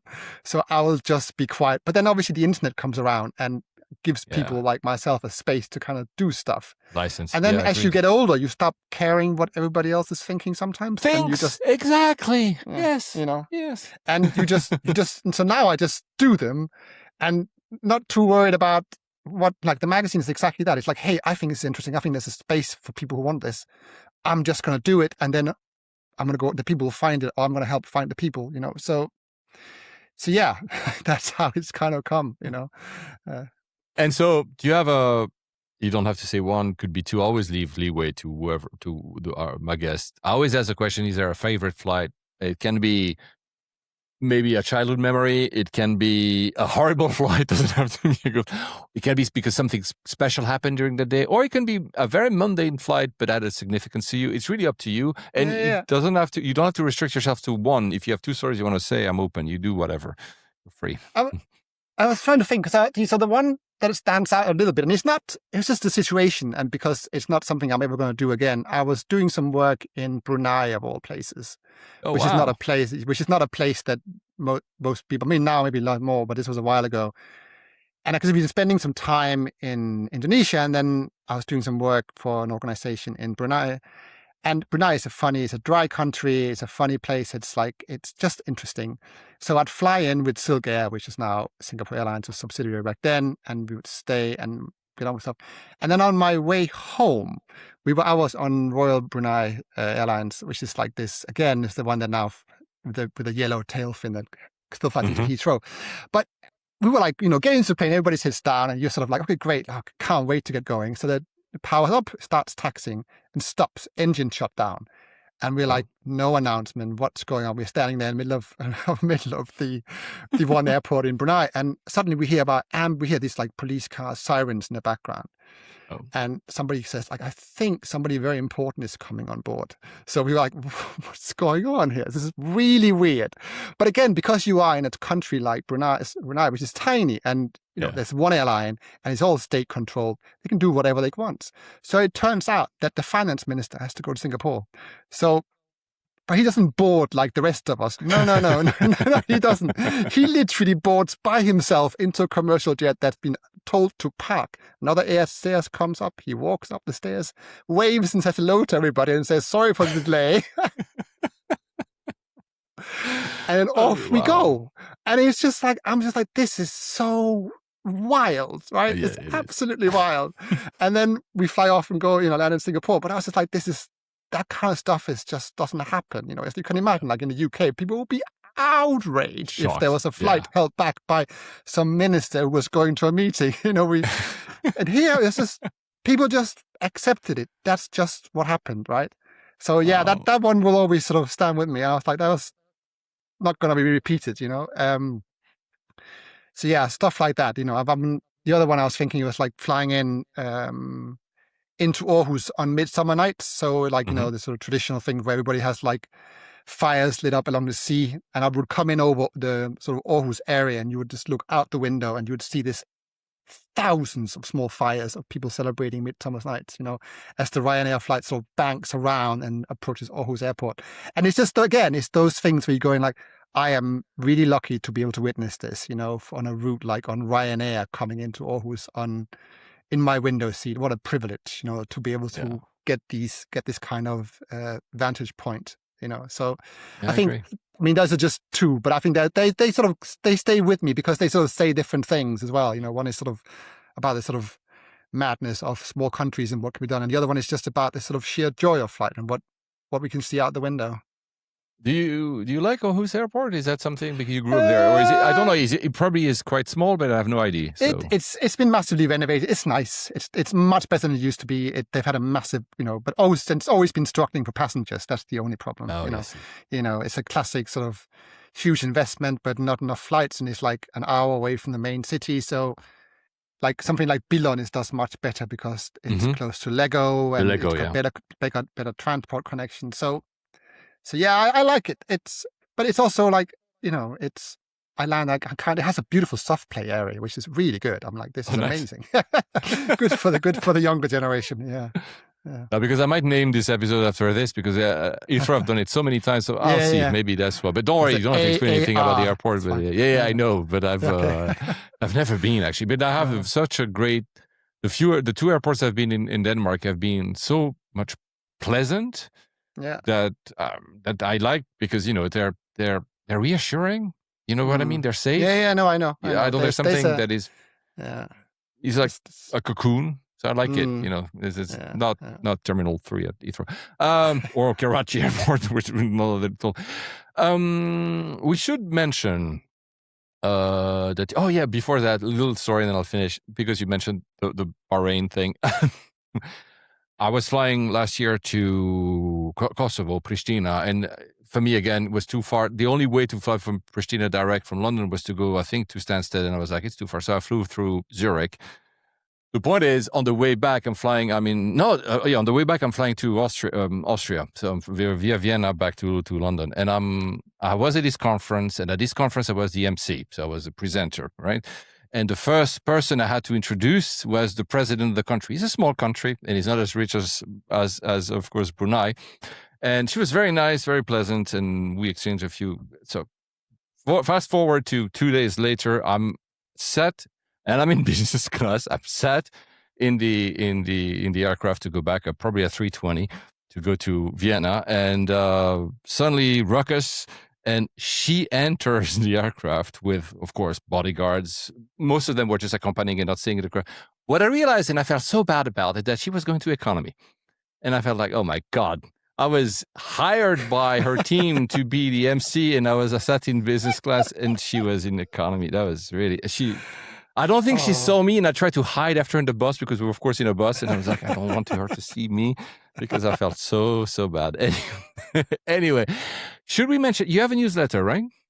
Yes, I do. Yeah. Yeah, I got a newsletter which they can sign up on the website as well. I mean, it's basically just like me talking about stuff like this, like talking about routes. I don't do it as regularly as because most of my effort is spent on, making the magazine and whatnot.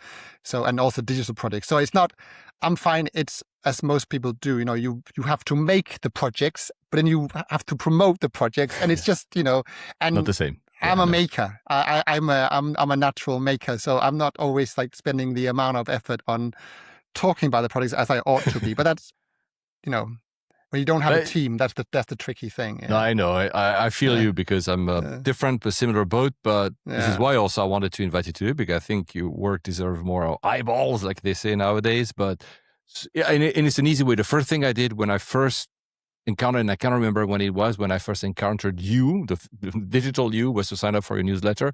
And even if it's not, like you say, as regular, it's always very nice. Maybe one last question. Is there what do you call that? The print, the newspapers, as you call them, are they, because I see that they're still on the website, are they still all available? No, so some are sold out. So there's been a fair amount sold out. It's just the nature of doing reprints is expensive. So at the moment there's a few of the older ones, and then there's the most recent magazine, and then hopefully by September time, I'm hoping for the next issue to be out, which is one I've been working on at the moment, which should be fun. I'm looking forward to get out in the world. It's been a long time in the making, so it's that some So cross fingers they will all come together in September. But it's just been a busy year. It takes time. Print takes time. Print takes time. Print is hard. So man, I really appreciate you. Is there anything you wanted to add before I close this? Is there anything you wanted to add, like a project you wanted to mention that you didn't have a chance? No, I mean, you've already unveiled my next one. So no, there isn't. What is that? No, it's great. No, it's great. No, it's brilliant. This is the best way for stuff to come out. Honestly, I couldn't have thought of a better way of it getting out. So it's beautiful. Honestly, thank you. No, I just want to say, Paul, thanks so much for having me on. It's been and I can't believe it's been 2.5 hours talking about flying. It's amazing. But because we both love it. And well, that's really, the thing. I want to reiterate, what you do is absolutely wonderful. Maybe, of course, I'm biased because I love that kind of stuff. But I really hope more people look at you, what you did, the whole project. There's other projects that we didn't mention. You did something about the third runway at Heathrow. There's so much that you guys that you do and with a lot of care and a lot of attention to details. And this is something that I particularly appreciate in other people. So I really love the fact that you do all this, because I'm going to enjoy your next projects and continue to enjoy what you're putting out and writing, but also hoping that others will do. Is there anywhere you're flying next? I think our next flight is Gatwick. South End to Tenerife South. South End. Oh, that's an interesting. It's like it's the sort of, it's the cheapest one, so that's how it works, sure. So this South End is lovely. It's nice. It's like this, and I think it's just EasyJet. They got like 3 or 4 aircraft based out there doing various routes. It's absolutely fine. It's lovely. It's nice. It's really easy. So it's worth doing, to be honest, because it's a bit of a longer journey, but I have an inkling that at some point I'm slow, like you, to put out you'll be back to talk more about aviation, because I really thoroughly enjoyed my time with you today. So did I. Thank you, Christian. Thank you so much. No problem. Have a lovely day. Also, take care. Happy flying. Bye.